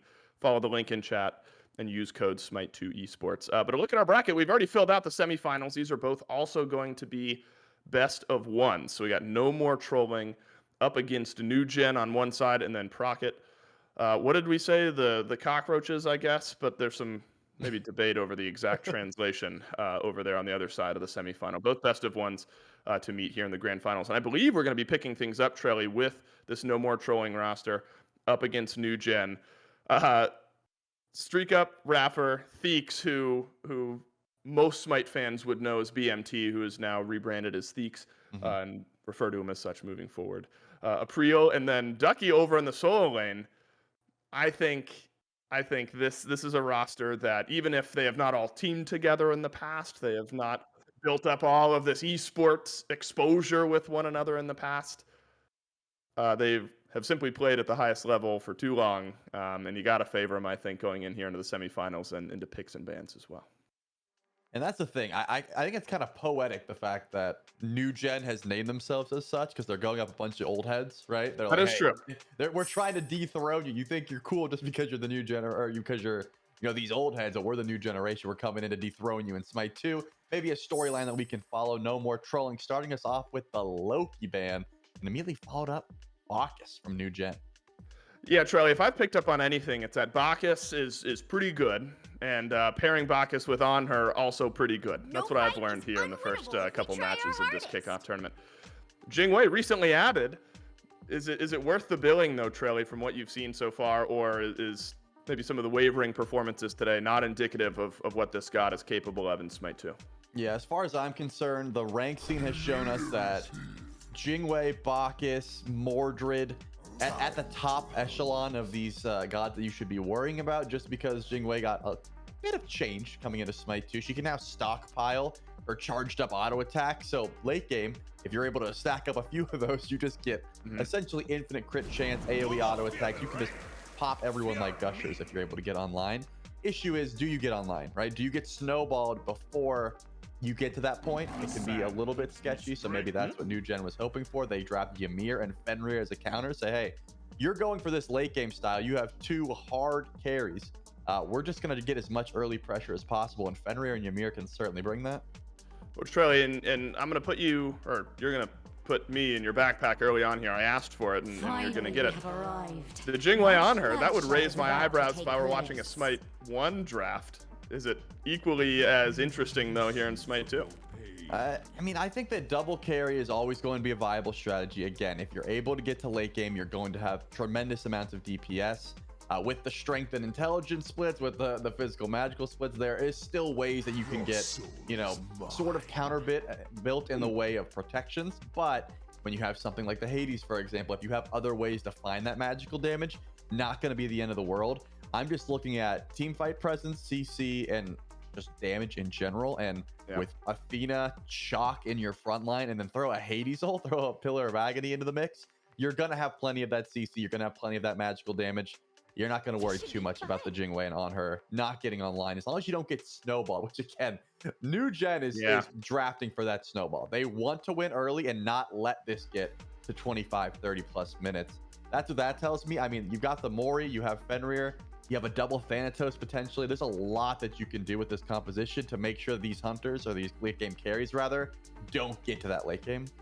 Yeah, but the one game we've seen from No More Trolling already has been a snowball, right? I mean, these guys just crush their opponents, and so New Gen fighting against that. However, a very talented roster in and of itself over there as well. They're gonna lock in the Neath. They'll get their ADC fully fleshed out here. And so now, full look at the roster, you get Ymir, Fenrir, Morrigan, Thanatos, as well as Neath. I like it in a it's fun to watch sense. We've seen some success out of Thanatos here today. What do you think the strength of this New Gen roster is, though? I know you talk about snowballing and wanting to get things going. Does it always funnel through the jungle? Is this Thanatos the one to keep your eyes on? I mean, definitely a player to watch. You have to worry about just the fact that this is a single pick composition, right? Thanatos is usually going to be trying to get an execute off on one target. Neath is going to target someone with World Weaver. The Mori is usually going to transform into one of those targets to try and just double up those ultimates. You have the option to go into Hades. You have the option to go into Athena to get cross map and get more CC. But I'm thinking New Gen wants to get a pick, camp that lane, invade buffs on whatever that pick may be, and then continue that process into late game where they're just ahead, right? That's the ideal situation.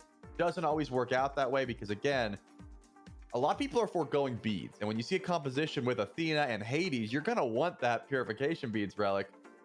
But you want Blink, you might want Aegis, you might want Sunder, which is extremely powerful. So if you're not getting one of those relics, you're kind of forced into getting the Purification active item, which takes a bit to get online. You need some gold for that. I'm trying to think here as well where all these picks are going to land. It might be obvious to you, Trelly. When I think of Ducky, I know he probably loves playing the Chalk. I also know Ducky loves playing Hades. But then do you have to stick one of your carries over in Soul Lane? Is this an obvious equation and I'm just missing the answer, or is there maybe some question marks on where all these picks could land? Yeah, I'm thinking you're going to chalk jungle here. I've seen a lot of jungle. You can also go with the Athena. There is crit Athena jungle that is ridiculous, but I'm thinking that's not the option you go for here.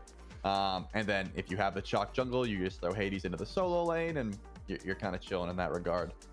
There is ways to switch around. I will say, because of the ability to split strength and intelligence, and some of these characters are able to scale in different ways. Yeah, there's a lot of characters that can play multiple roles, but that's the way I would do it. I would throw the jungle, and then you got the probably Jing Wei in the mid lane, but honestly they're interchangeable. And then you just throw Hades into solo lane, you have a good time. But it's really just depending on where you want to put your pressure, because the pressure is going to be around Hades, the pressure is going to be around Chalk. Duo lane's going to get off to a little bit of slower start. I think the pressure's on me to upgrade my room a bit, Trelly. Every time I look over at your nice little streamer setup over there, it makes me feel inferior. You got the Hashira in the background. Yeah, I try to keep it nice and fresh over here, man. And I also have this, like, it's nice and pink. It seems like I'm in a different world. Yeah, but you know what I got? I got a basket with my dog's leash and a couple towels for her feet when she gets dirty behind me. That's what I've got. And a towel blocking out the sunlight from my door. I'm a professional, I swear. It's always hard to compare to Trelly in anything in this life, but streamer setup compared to mine is a little bit sad. But that's you missed it, because last time I was casting Smite 2, my fiance was not home. Dre wasn't here, so I had to have my door open, and Zeus would just come in all the time and just sit right here during picks and bans. But he's being dealt with, so there.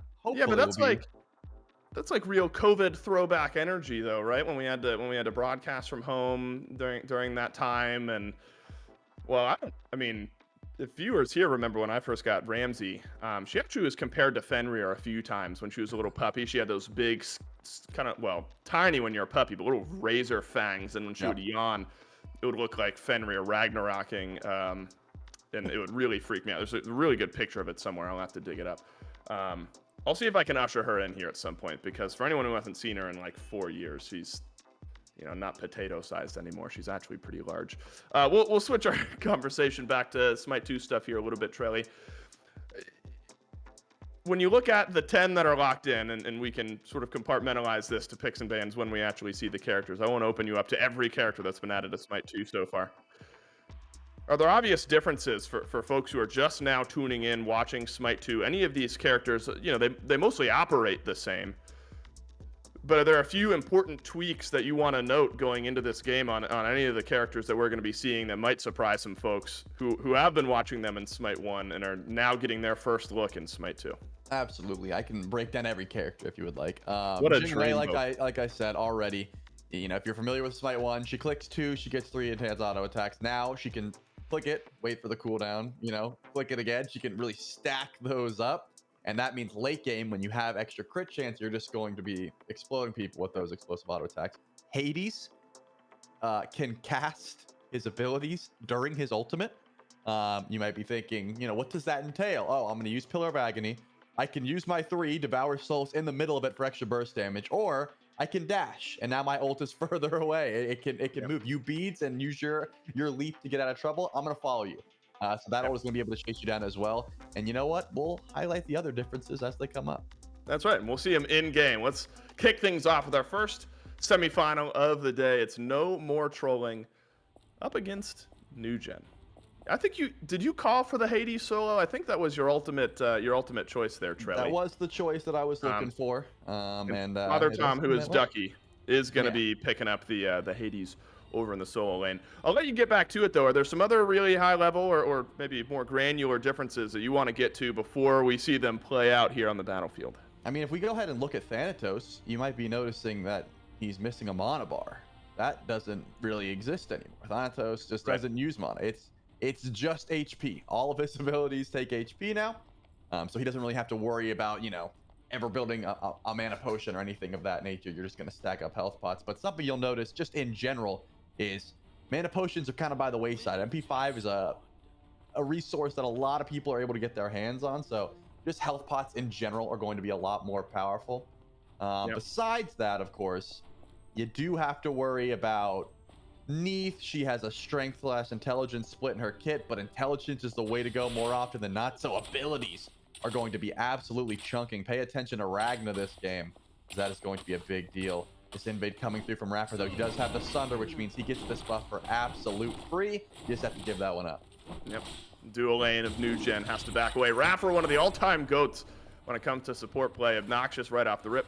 Grabs the purple buff over on the left side of the map. Also worth noting, and this is for me as much as it is anyone else who's just tuning into Smite 2, the Blink rune, I think, is that an actual eye now? I think it's like a real eyeball with some arrows pointing at it over there on the left, instead of the really nice, what I'm used to, like yellow, shardy looking thing. And to be clear, I think this makes a lot of sense. I'm happy with the Blink rune that we've got, but just don't let that catch you off guard. Beads look very similar. Sunder looks very similar. I mean, essentially the same, but the Blink rune a little bit different, which is important for me to remember here. Over behind the dual lane of No More Trolling, got the Ymir. And Trelly, you know, the additions and subtractions of the lane minions. Nice route there from New Gen, slowing down the aggression. You know, it always changes the ebb and flow of these laning phase when there's something a little bit extra to fight for on the outside, and maybe makes it even feel a little bit better for the folks who are able to get that additional lane pressure, snowball that lane a little bit further.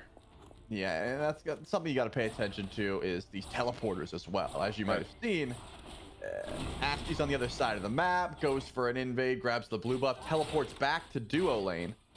Makes your presence known, yes, but you're gonna be a little bit behind because you made a play like that. You missed a couple of the waves, so Ashley level 1 almost fell down to the aggression from the on her.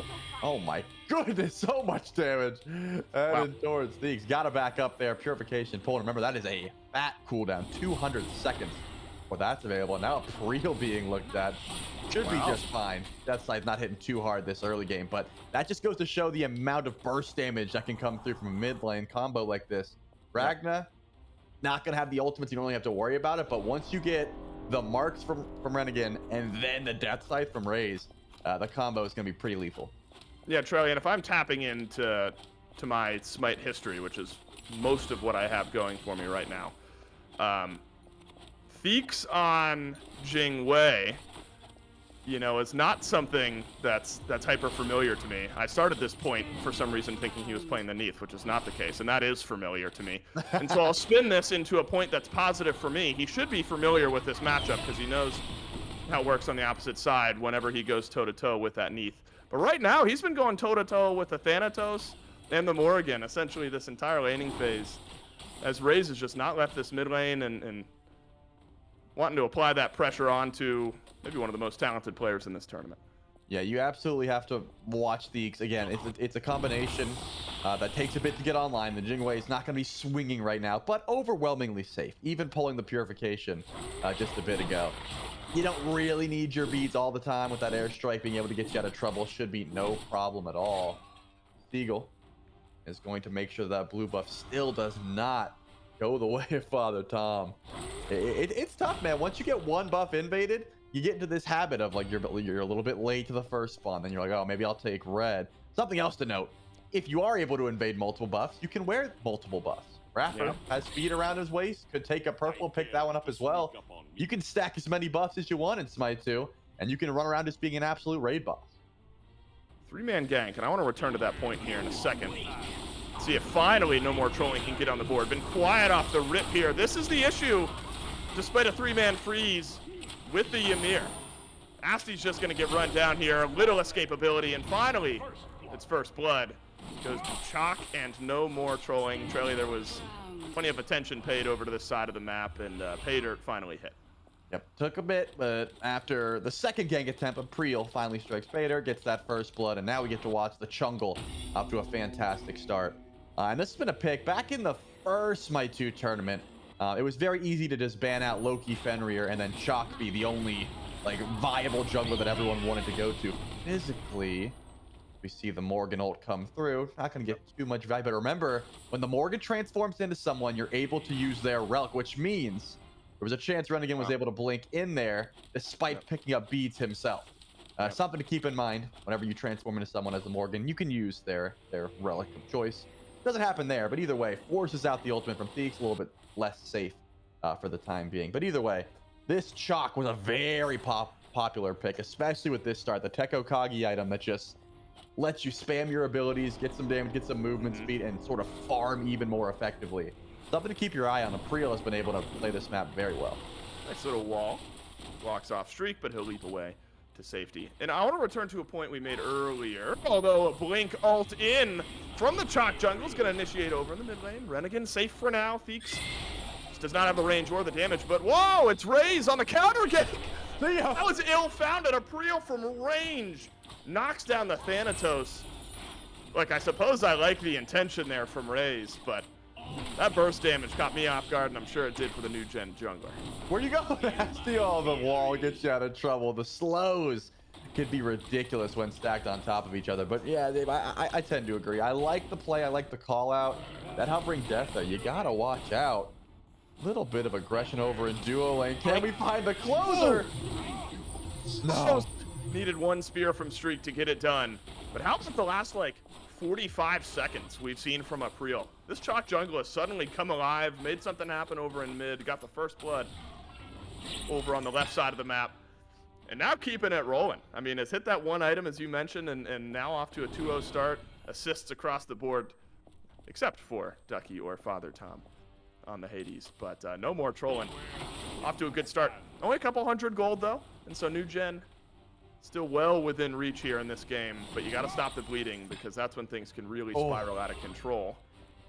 Did you see the steal? I didn't quite catch it. My eyes are tired and weary. So it was close, but it did not get picked up. Okay. I thought that was a well-timed impale. Unfortunately, does not get grabbed. But something else that you might notice on April, of course, is when that blink is available. This is not like a traditional Smite 1 blink. This is a Smite 2 combat blink where you can use it while casting abilities. You can use it while taking damage. And the traditional Chalk combo here in Smite 2 is you charge up that storm call, you click the ultimate, you start charging it up, and then you blink in as it's about to slam down. And it's a fantastic engage. April, I assume, is going to be using that whenever possible to try and go for these ganks again. About 2 minutes off cooldown for that blink to be enabled again. But that's something that we're going to see, I assume, a few times this game. That's the bread and butter of the Chalk jungle, and it's just a great way to start a fight. Father Tom could be in some trouble over in solo. Ragnarok lucks him back, but there's an Athena coming to help out here. These ganks have just not worked out for New Gen, but it is an execute from Raze, and New Gen finally able to grab a kill for themselves. There's been a lot of scrapping and fighting. And this time it works out. Counter gank maybe around the corner here, though. April close by, but he doesn't have quite enough initiation. And have not seen much over on right, Trelly. First time we do, unfortunately, it's Father Tom on the Hades taking a tumble. Oh, he stopped the back? Oh, that's what a play. April. Man, MVP maybe so far of game number 1. A killing spree for the Chalk, stops the back. And a little retribution for what happened to his solo laner just a moment ago. I mean, that was one of those situations where I was wondering if April even saw Renegade. Like, it was clear that it was available. Let's hold that thought. The Queen has spawned in, and this is a very powerful buff that you can grab. She kind of roams around the map. If you group up and grab her, one player on your team, in this case, I believe Theeks just picked it up, gets an enhanced buff where you can go up to a tower, you can go up to the gold crew, you can go up to Fire Giant, and once you start auto-attacking, it's going to spawn little helpers. Oh no, the on-hurl streak. Couple autos will do it. Do you have the jump? Might not need it. Might not need it. Looks like Streak is at the point now in this lane where he can just solo Ragna his opponent. That's really dangerous territory for New Gen to be in. Streak gets the solo kill. And now his first kill. Got the assist earlier on an April gank. Speaking of April, in a little bit of trouble. The silence is there. A hovering death close by for now is not needed. Renegade finishes off the kill because hovering death was used in the back line of this fight. New Gen a bit on the back heel. Nice double stun though, man. A haul of the CC flying into Theeks at this moment. And a nice wall on the back end gives Raze another kill. You thought New Gen might be out of it. Not quite yet. They have tumbled 3 kills over on the right side. But Shriek has rotated all the way over from Duo, and it was a mistake. Gets a kill, but hands another. Right back to Raze for the triple. My goodness. I was just about to say, Dave, you know what? They're living up to their name. I haven't seen any trolling, but that was a little bit of troll. First of all, April using that second ability instead of trying to teleport out, unfortunately couldn't stall in time. Then Theeks just decided not to airstrike, didn't expect that much burst damage. I think it was the Dark Omens from Renegade that really added that extra level of burst that made him realize, oh, I do need to ult out, but it was too little, too late. Shouts out to Raze. 3 important death sites there, all connecting to guarantee what I believe was a triple kill for the Thanatos, not to mention shutting down April, who we already said was having an MVP style performance at the start of that game. Looks like Athena ult coming in. Here comes the blink ult. Unfortunately, yeah, I don't think Ragna's living that one. They just expended a lot to try and take him down. But at the very least, they didn't really have to worry about Theeks rotating over towards Gold Crew, which I believe was the plan for No More Trolling before that fight came through. That's a nice get-right moment there for April. You're off to a great start. You give up your killing spree over on right. All right, let's return to the left side. Let's grab ourselves a return kill and be feeling good about ourselves. Gold Fury pulled, but dropped under the ever-watching eye of Asti on the Ymir, who's turned around their performance a bit, was caught out earlier for first blood, but has now added a few assists.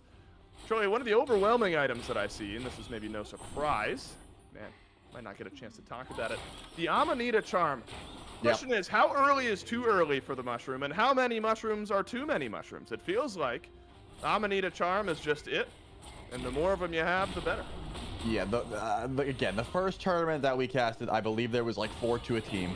That has since dropped to 2 to a team from your tanks usually. Unfortunately, Asti, not enough mushrooms in the world to keep you alive there. Gold Fury will be started up. Ragna's close by. The steal potential is there, but remember, Sunder can instantly do 1,200, and Raffer's gonna get it for free. Yeah, Raffer grabs the first Gold Fury of the game for No More Trolling. But we've always seen these fights after something happens. 1 kill and then a re-engagement. New Gen was close by, but just not in time to contest that Fury. Is that just a slow rotation, or do you think New Gen is uninterested in fighting? They're looking for something in duo if they can find it. Oh, good eyes. You're right, the duo lane in trouble. Raffer and Streak have 3 members of New Gen running them down. Streak, of course, could just beads and leap away. Raffer dashes out as well. The mushroom down, helping out. It's a transformation from Renegade. Over in mid, hovering death, locks down Streak. And Ragnar the one with the kill. Raze another. Everything flowing through this Thanatos right now. That's what you want out of your jungler. There's still more. There's a Ragnarok picking up a Priya and sending him back. Man, we hyped up No More Trolling, but these last few fights, when you really group up and fight, seems like New Gen have just been controlling. And that just goes to show exactly how New Gen knows how to play this map. Maybe just a little bit better than No More Trolling. Father Tom had the ability to take that teleporter and go over to the duo lane fight, just wasn't quick enough. The reason that fight goes so well is because Seagull shows up, uses that Ragnarok, helps out, and again, teleported over to left lane, knowing that fight was coming. Unfortunately, this Hades just could not master that pressure. Maybe just a little bit unfamiliar, or thought that the fight was already a wash, which is certainly possible. I mean, you start off with your duo lane getting picked. Probably not something you want to scrap into anyways, but fortunately, it didn't seem like the rest of No More Trolling got the message. We are looking at, because of that swing, I mean, once you get the gold for it, you'd think it'd be going towards No More Trolling, but New Gen gets the cleanup constantly afterwards, so that gold is still going to be in their favor because of that transition. But now we're a bit of a slow point here, Dave. Fire Giants doesn't spawn in until 15 minutes, no objectives on the map. But keep your eye on April, even after a bit of a misstep there, always looking to get active and usually over towards that duo lane. Yeah, for sure the closest match we've seen today, and admittedly, I didn't think it was going to be that way. I was hyping up No More Trolling, and maybe that's my old man bias talking here. No More Trolling could get back on the board. It's Asti forced to run away, and there's not much assistance from New Gen around the corner, but that's one speedy EMEA. We'll just scurry on away from Rapper. And Seagull as well has started to pick up the pace, and I'm glad we switch over to this lane. The Ragnaroks early just weren't quite hitting. Not much going on over on the solo lane side of the map the last few fights. Feels like Seagull has really played a pivotal role, but a Chaos Tower dropped by Beaks. Traded in turn by Seagull on the other side. Hades ultimate through from Father Tom. Been down. Mago raised, but no, he's just left his solo laner out to dry, and maybe it's the right thing to do here because a rotation in forces a blink out of Seagull, and somehow no kills over on right. Yeah, I mean, that was a risky play. Rages in the sky, wanted to see that execute threshold come through, did not land. Do we see a bit of a 1v1 in duo lane? Probably no kill potential, even with that ultimate shriek. Just doesn't have it. I think the Hasten Fatalis is a great pickup for a 1v1 in particular, but hasn't been built yet, so no chase down potential for Shriek. Maybe we'll see that later on in the build. Something else to note, this has been a very popular build path for some of these characters that have strength and intelligence scaling, or just want extra damage in tow. Take a look at Ragnar's build. Book of Thoth and Transcendence. Does that hurt your Smite 1 brain, Dave, seeing something like that? A little bit, Troy. It freaks me out a little bit. Yep. Imagine that build on Cuckoo, who just scales off of mana. It is ridiculous when you can get it online, but it does take a bit. You have to stack your items up and hold that thought, because duo lane getting run at. Looks like Streak made the right call just to run away. Not going to get caught out, but yeah, once you stack up the Book of Thoth and the Transcendence, we're really going to see Ragnar's damage start to spike. And if I'm going to soapbox just for a second, I love that you can build that type of build. I mean, it's just absolutely cool, the creativity you're allowed.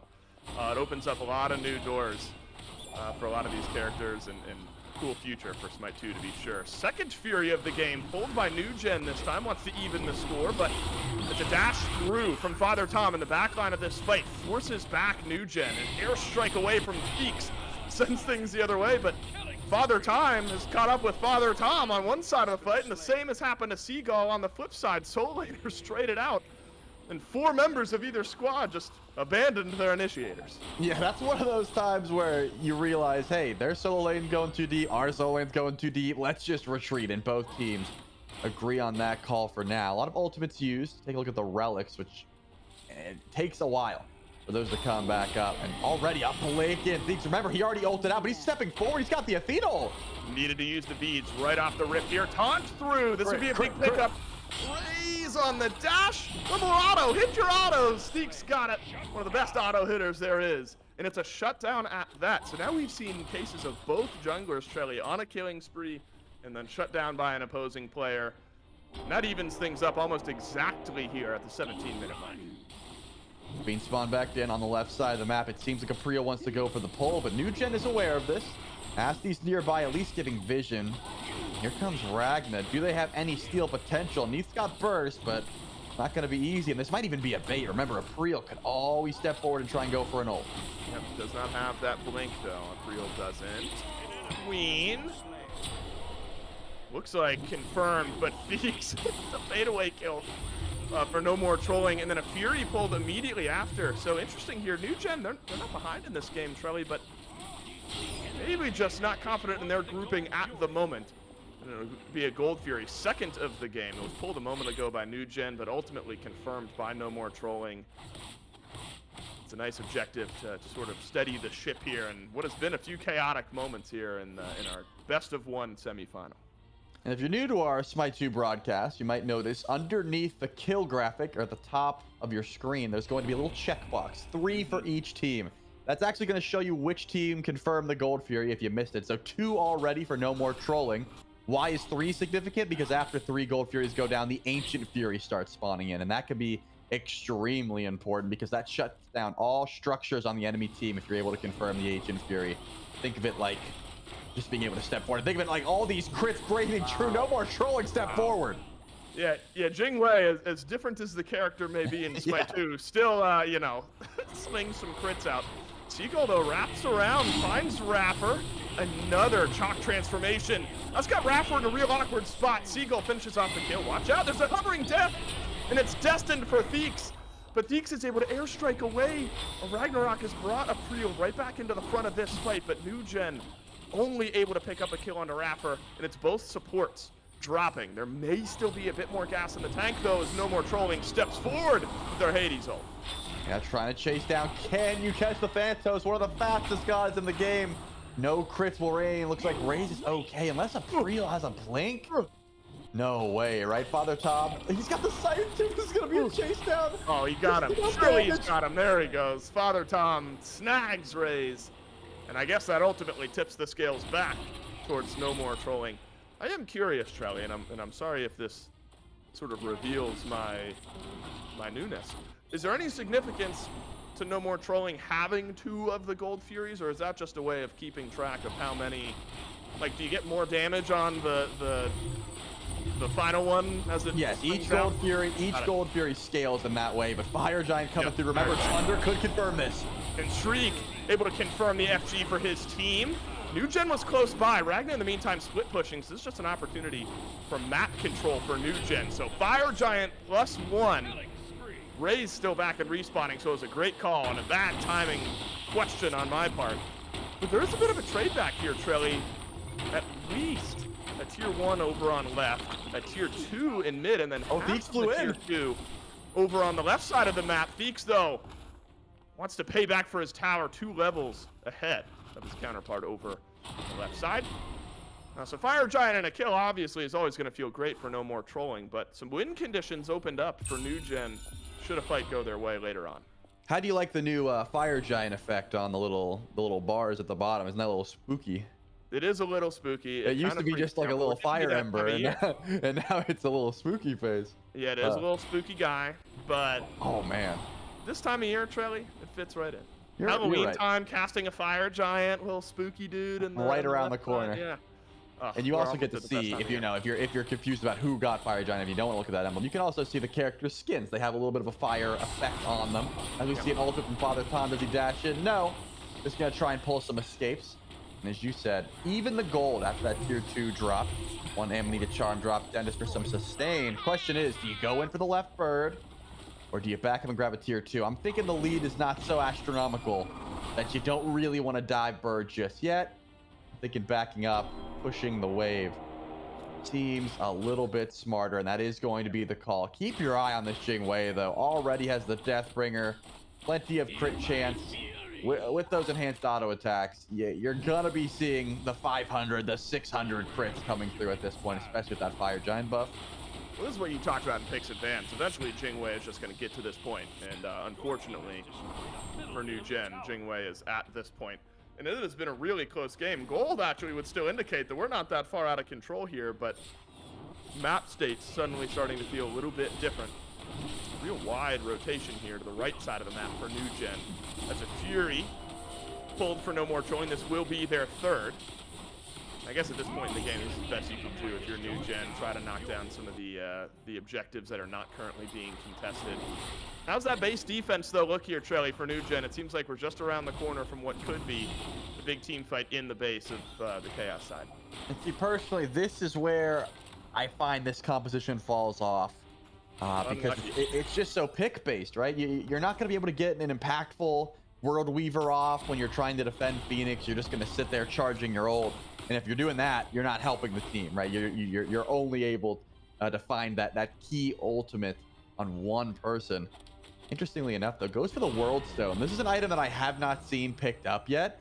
It's just base 20 seconds off your ult. That's the passive of this item, which can be very impactful, again, if you're sending Neath ults off on cooldown over to side lanes and able to find picks. But when you're in the stage where I need to defend my Phoenix against the onslaught of No More Trolling, you'd rather just have more intelligence somewhere. So I think that's going to be a little bit of a fall off, but No More Trolling. They have not touched the bird yet. They haven't stepped forward. Finally, right side seems to be the call.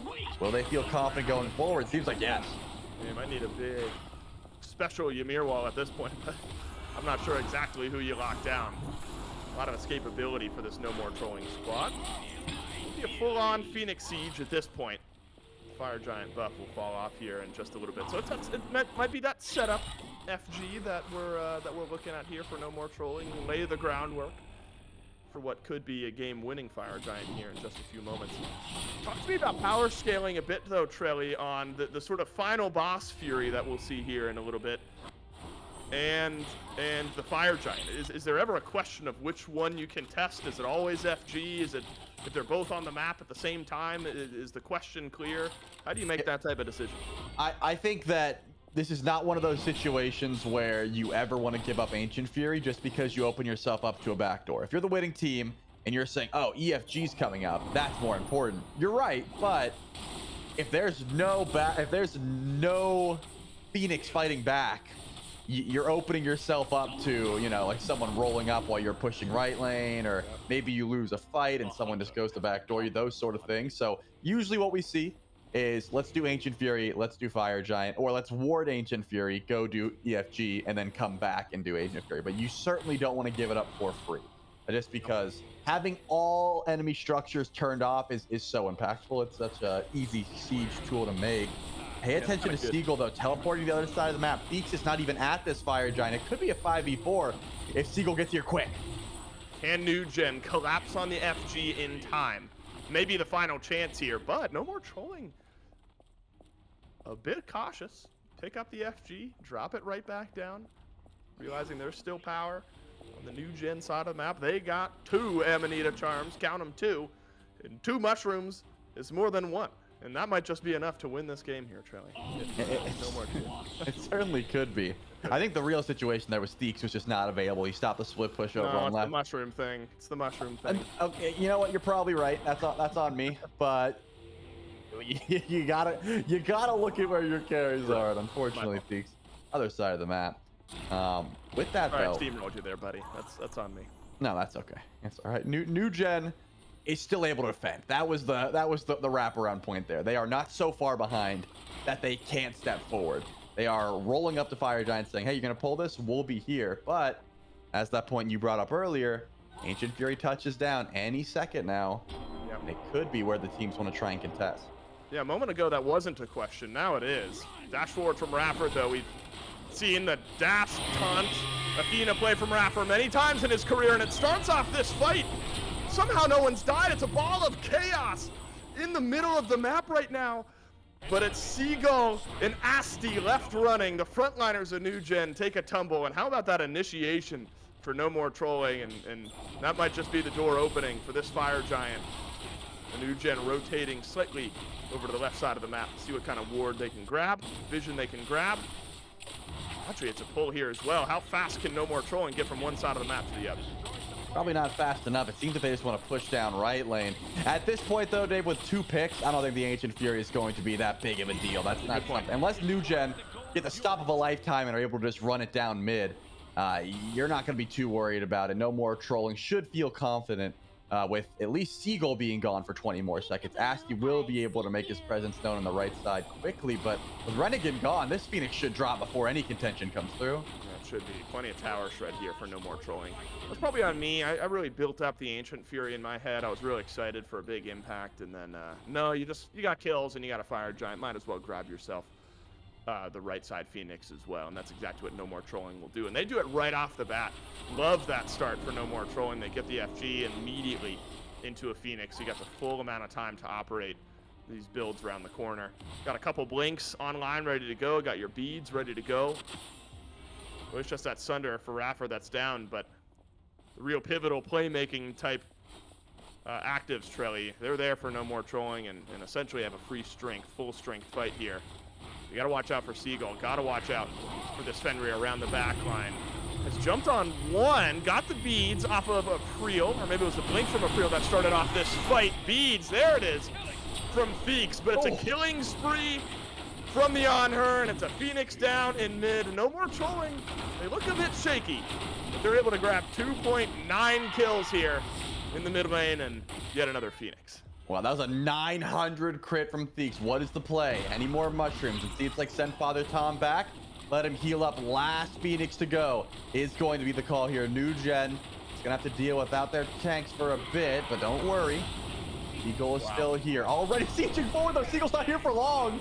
Theeks just deletes Ragna, and I'm thinking the Titan is soon to follow. Theeks, my goodness, 7-1 and 7 on the Jingwei. Seals the game with a triple kill and an unstoppable streak.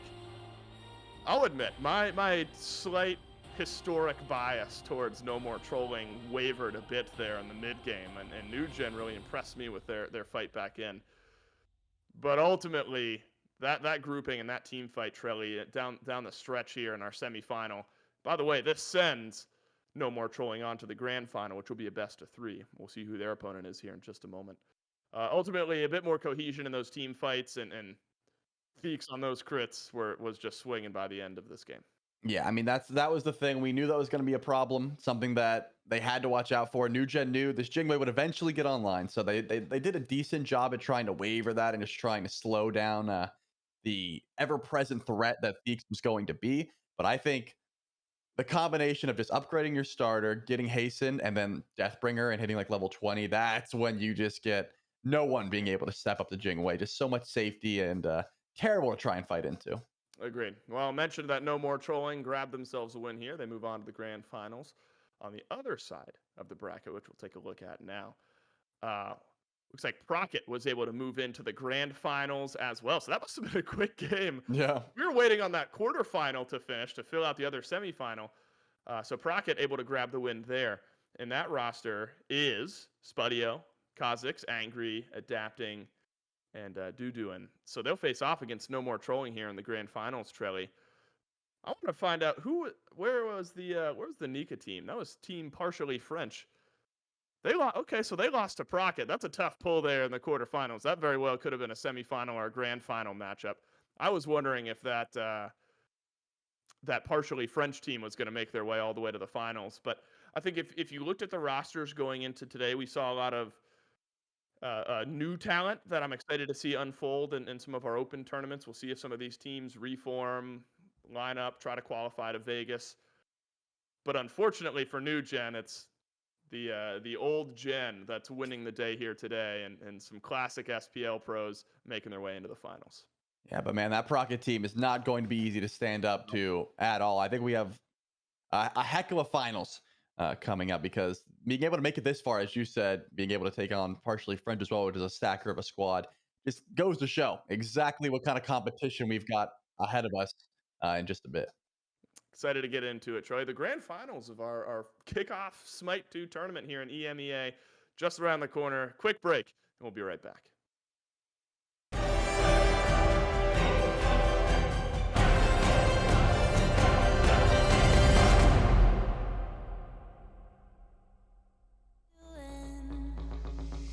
I used to be just like you, trying to meet the expectations of this life. But I wrote my own set of rules. You should write your own too, so we can feel alive. Let's get lost in the night, lost in the night. I'm gonna be there, yeah, be by your side. Let's get lost in the night, lost in the night. Nothing can compare to this feeling, alright. When you're lying there old and gray, you think of the days, you savor the moment. You'll remember the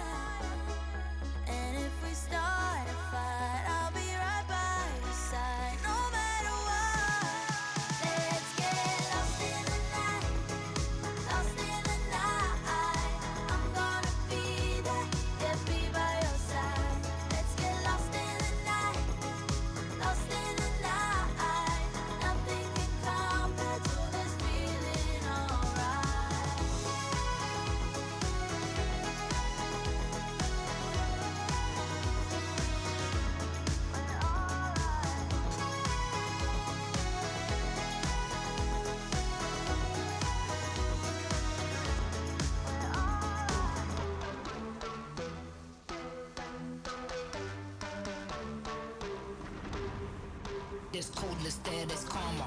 There's heat, there's flames, there's lava. Volcanic, what can we do? It gets manic. I know what I'd rather. When I pick up the mic, it's power. When I pick up the mic, got powers. When I pick up the mic, it's power. When I pick up the mic, got powers.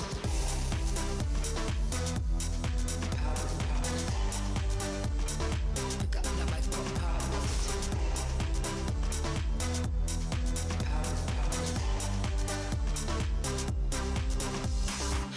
4:32 in the morning. Yeah, I'm still up, you're boring. Life keeps getting better and better, and I'm not stressed, I'm snoring. It'll get messy, get gory. Simpleness not for me.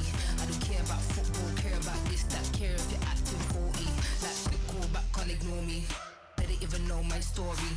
Any little sour patch acting salty, flows on point like gourmet. Need a Michelin star like always, like conference call on 4 ways. Man thinks this life is a role play, so they hear about the family drama. There's coldness there, there's karma. There's heat, there's flames, there's lava. Volcanic, what can we do? It gets manic. I know what got powers.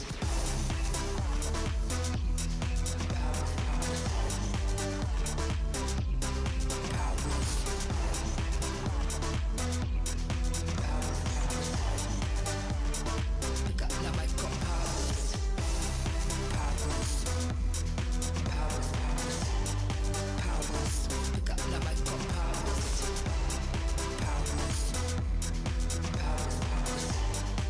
Powers. Powers. I'm a classy with an army vibe. Global militant, yeah, worldwide. Keep it moving, yeah, they get tired. Got the double black. I'm a classy with an army vibe. Global militant, yeah, worldwide. Keep it moving, yeah, they get tired. Got this energy, I don't know why. Powers. Powers.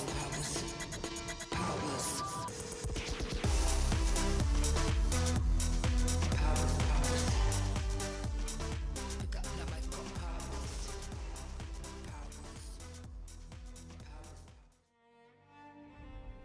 It's finally time to give you all an esports update. We're excited to announce our first attended live esports event of SMITE 2 will be at the HyperX Arena in Las Vegas, January 17th to 19th.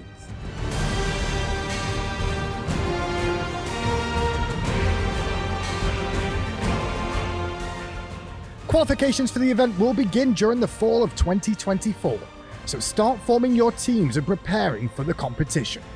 Make sure you check out the SMITE 2 Esports website and Discord to stay updated on the latest information regarding the qualification path. Tickets for the Las Vegas event will go on sale later on this year. Head over to SMITE Esports website and make sure you register your interest in attending the event to get further information the moment it becomes available. We'll see you all in Las Vegas.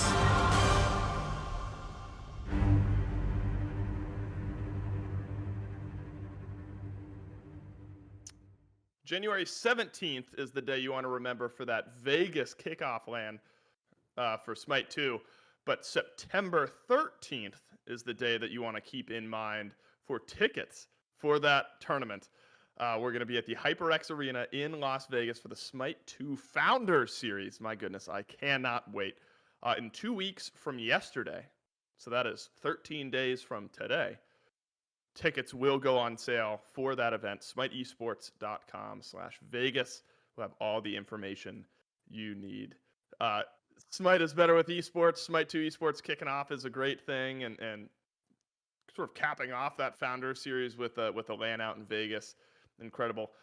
Charlie, I'll let you pick which color on the roulette wheel I'm just going to put everything on. But we got to decide that with a coin flip.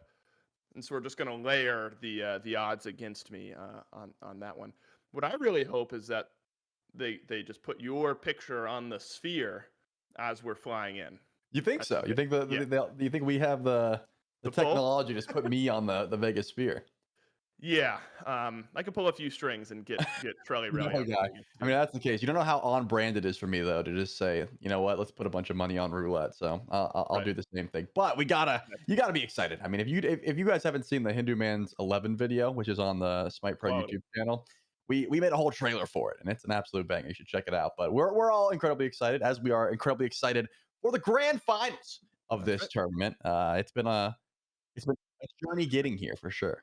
Yeah, I was, my go-to kind of filler word is like, man, it's been a grind. This has been really long, drawn out. Like these teams have been battling it out. We've seen some quick ones today, and I think there were maybe 3 teams that probably our recency bias of pro players would tell us would make it to the finals, and only 2 can make it, and I think 2 that were somewhat expected made it here, but. I did see some players today play. That new gen team obviously have some SEC, SOC, a few SMITE competitive players of the past that I've remembered casting, and I hope to see them again during the open qualifiers for that very Vegas event. But we get down here to the grand finals. No more trolling up against Procket, and this will be a best of 3. We've had best of 1s here up to this point. Best of 3 now between these 2 squads. And so no more trolling. As a refresher, there's Streak, Raffer, Theeks, formerly known as BMT, but we'll go by Theeks from this point on. April, and then Ducky, who in game is it Father Tom? I think. Yeah. You hit him with the Father Time, and I loved it. That's right. I'm getting back, and I'm knocking some of the rest off. That's very Dave of me. And then Spudio, Cozy, Angry, Adapting, and Doo on the other side. So really, Charlie, I think this should be a very competitive game here in our best of 3 grand finals. We'll see what these teams prioritize in picks and bans. I mean, this is more of like a competitive theory type question, but it seems there's plenty of history with these players. There's plenty of a couple of them are argued as the best of all time in their specific roles. Some of that comes into play, right? But there's also got to be just whoever's grasping the current SMITE 2 iteration a little bit better gets an edge as well. No, I have to give that's exactly what I would lean towards. First of all, though, I think because this is a best of 3, it opens up an interesting conversation about bans, because things like the Jingwei, which have been top pick priority, can be left open for 1 game, right? It's not the end of the world. It's not one and done.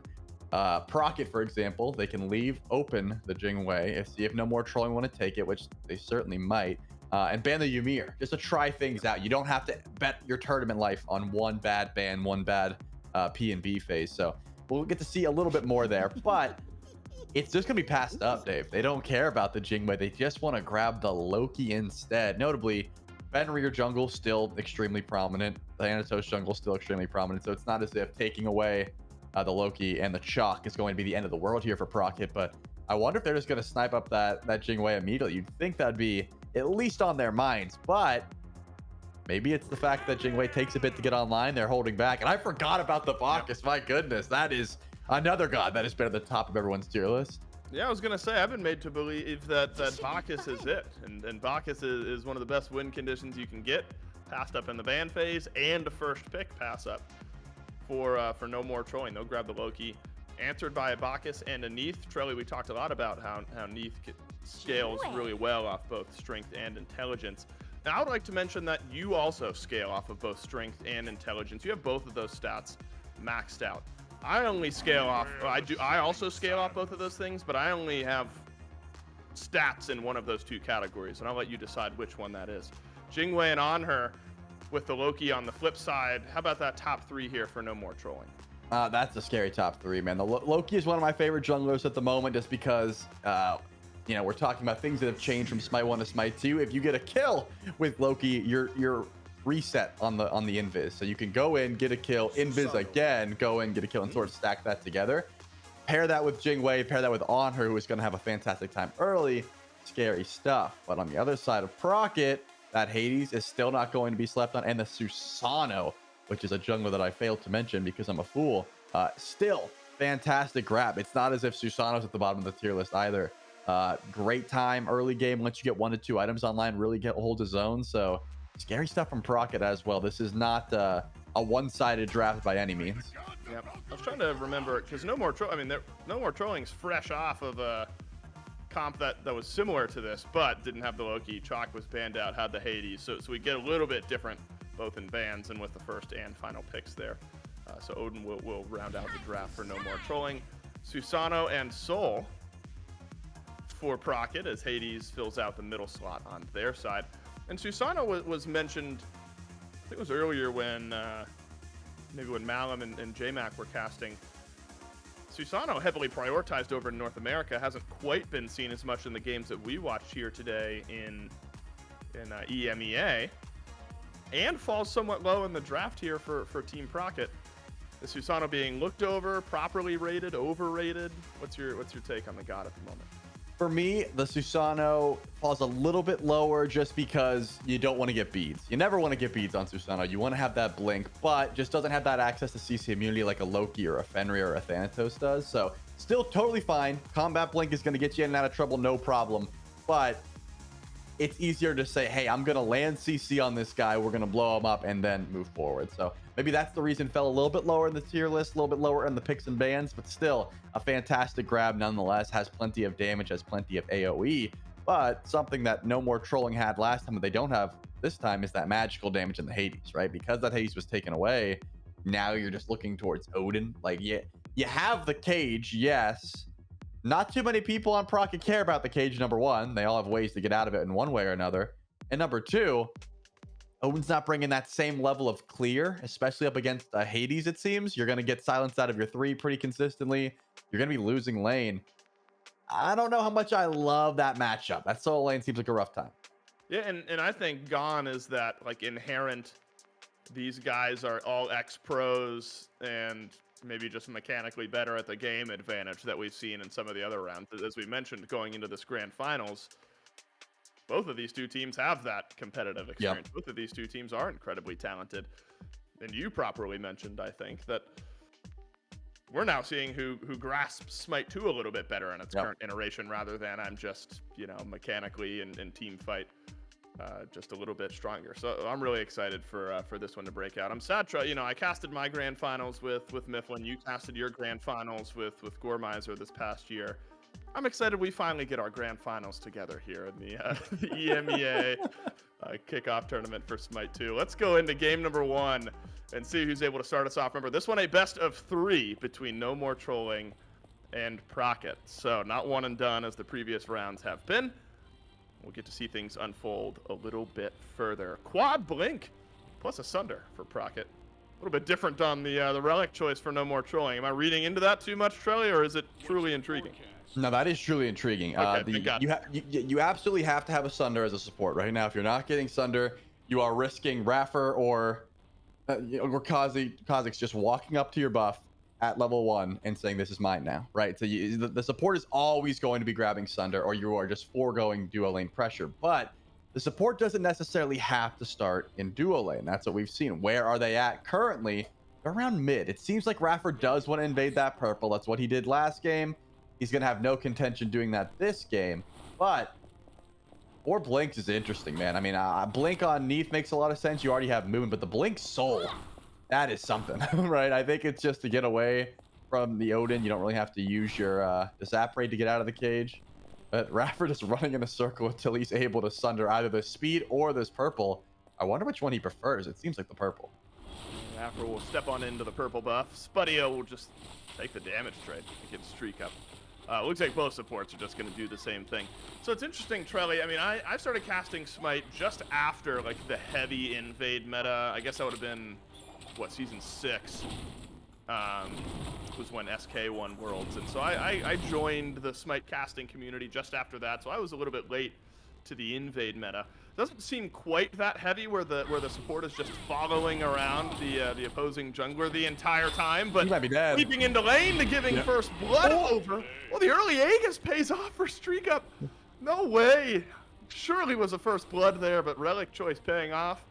No More Trolling getting away with one, but still lane pressure built up now for Procket. Yeah, what I wanted to highlight there was the fact that Kha'Zix did go to purple, but then noticed, wait a second, April is doing speed and doesn't have Sunder, so walked up, Sundered April speed, ruined his start, and then just went and did purple naturally. Didn't even have the Sunder, just got it anyway. So 2 buffs already for Procket. It's going to be very hard to try and mesh with, but Raffer finally showing back up, trying to slow down. So the real person who got kind of messed up here is April. The Loki is a bit behind now because of that start from Kha'Zix. Yep. With that, though, it's not just follow the jungler around. No, it is let's mess up wherever you decide to start.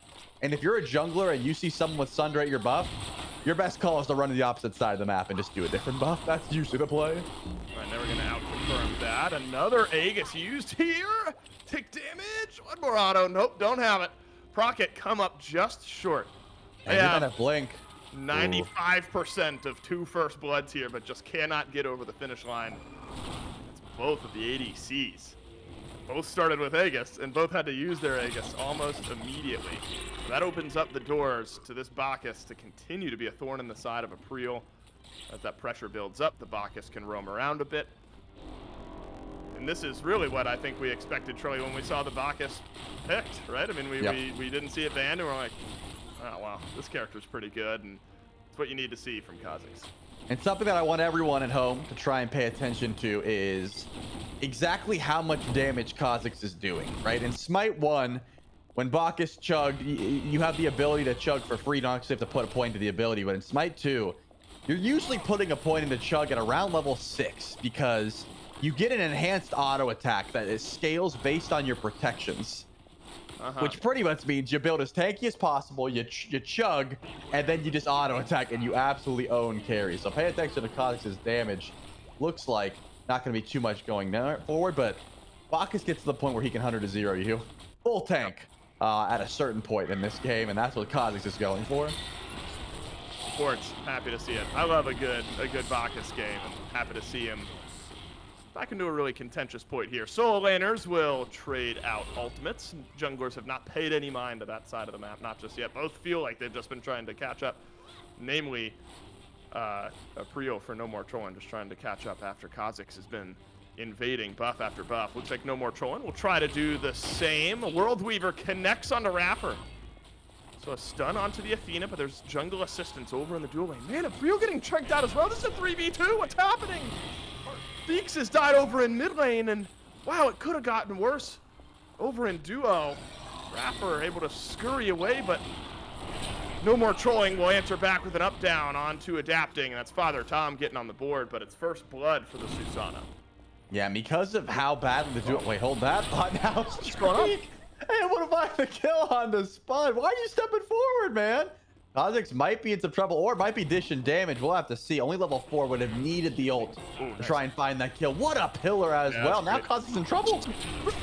Back in. He dies for it, but maybe you're going to give your carry a kill. Does.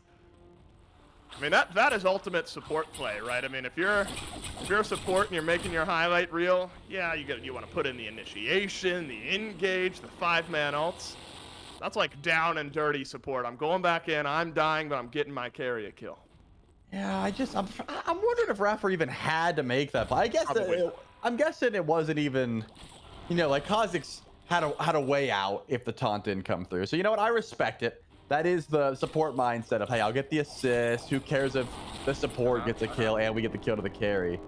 Either way, though, a lot of pressure put over towards the duo lane initially from No More Trolling. Ends up paying off, but took a bit to get to that point. Remember, Theeks already fell down early. This Jingwei off to not a great start, and forced to assassinate out. Loki in a little bit of trouble. Had to dip. Not going to be the worst play in the world, but April has to play this one just a bit safer now. Sure does. Still the roam of Kha'Zix. Caught me a bit off guard, and only has resulted in that one kill that we just saw a moment ago, but it was those ganks that, or the jungle invades that made a big difference. Oh. Look at his Amanita charm online. From behind, adapting. Eeks. And April might be in some trouble. April canceled his back. He's adapting in a tower dive. Oh, Raffer! He's in! But Angry has finished off the kill. My goodness. These two teams playing on razor-thin margins. Think back, Procket nearly had first blood 3 separate times. This time, luckily, have enough damage. Raffer had to use his ultimate as well. So unfortunate for No More Trolling as the kills are evened out. Yeah, that was close, man. This Defender of Olympus giving that extra shielding was very impactful to just trying to save the life of April. But unfortunately, Angry did have the ability to confirm that kill finally. And it was a beautiful block as well, because that World Weaver would have definitely killed Thief. A little bit of an invade happening here. Doesn't end up working out for Kha'Zix, and he gets to walk away. But here comes the chase down. Kha'Zix might not get to walk away. He's stuck. Another great pillar from Streak Up. Gotta be a dead Bacchus. That is the line you toe, the razor-thin margins you play on when you're invading like that. Sometimes you get the buff, you get out. Other times, the opposing squad is just ready to collapse in on you. That gives Streak Up second kill of the game, off to a 2-0 start. evens things up with Angry underneath. But if you're comparing laner to laner, got that 1 level lead over Spud on the Soul. So is Soul similar here, Trelly, from what we saw in Smite 1? Sort of a slower start, but eventually, and maybe this is just the way of the ADC, but it was those magical ADCs in particular that took a little while, but then by the end of the game, just absolutely shredded. And I'll let you think about it, because adapting has a gank ready for Father Tom over in the Soul lane, pulls back off the leap, and plenty of damage there. And that's simple for adapting, a routine play for the veteran. Yeah, I mean, that's 3 ults, though, just to make sure Father Tom goes down. So Angry also sending the World Weaver over. I think Soul is one of the most unique characters in Smite 2 because of the fact that you can build her full strength-based, full crit, which it seems like Spud might be going towards with that Dev Glove start. Or I've seen a lot of success with full intelligence, right? It depends on are you trying to get your abilities to absolutely chunk, or do you want your auto attacks to absolutely chunk? And both are entirely viable. It's same with Ymir jungle. You can go with, oh, I want my, abilities to do big damage, or I want just big crits. They're both. It depends on how you want to play. And in this case, Rapper might be in some trouble, and he's definitely going to fall down to Spud. I think it's going to be crit just because of the way this game has started, but you can kind of go either way, and Soul has success regardless. Yep. Needs more time. No more trolling, though. They have fallen behind just a little bit. So remember last game you and I casted, the kills were somewhat lopsided, but the gold was incredibly even. Now we're seeing even kills, but Procket done a really good job of farming up, and I think some of those invades from Kha'Zix have made a big difference here, Trelly, so built up a bit of a lead. No more trolling.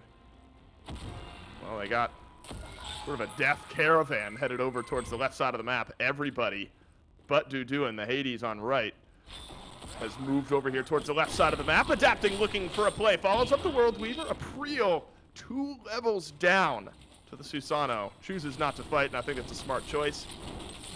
And outside of a steal, as Rapper steps forward, this should be Gold Fury number 1 for the game and for the team for Procket.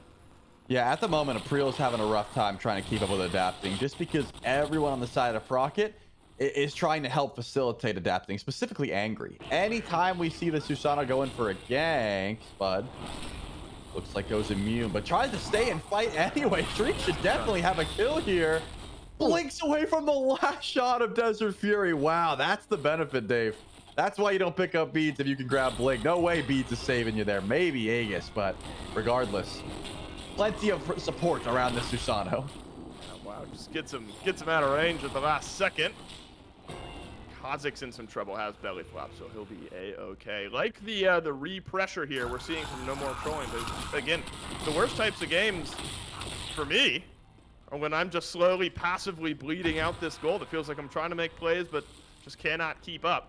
It's stabilized a bit at about that 2,000 gold, but Procket pretty comfortable with where things have laid so far. Feels like adapting has started to come alive here as well, and I think a smart enough player, Trelly, to realize he's got that 2-level lead, and anywhere you can find that matchup against the Loki, anytime you can rotate through and try to pull that Loki somewhere, you got a good chance at a fight and a good chance at a kill. And Adapting has his eyes over towards mid lane here as well. Feeks is going to be in some trouble. Adapting is rotated through, but takes a chunk of damage. Remember, Feeks, by the end of the last game we watched, got to a point where the Jingwei was just critting over and over and over again. 2 items short of that at this point, but still a chance to get there. Duduin now taunted back through. Channels the Hades ult, dashes away. There's some of that utility while in ult. Double knockup from Kha'Zix as well, and goodness, the Hades gets away.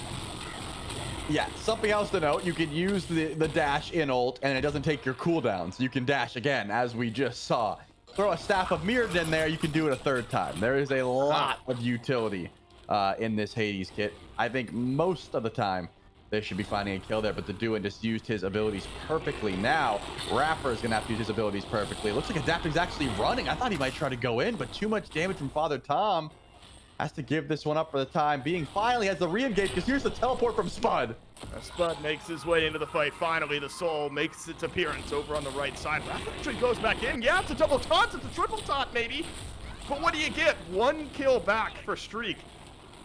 And I'll I'll give one to Raffer again. You're a selfless support. You give your life up in exchange for a kill for your ADC. But that's the silver line I'm drawing here, and it's a killing spree for Streak Up.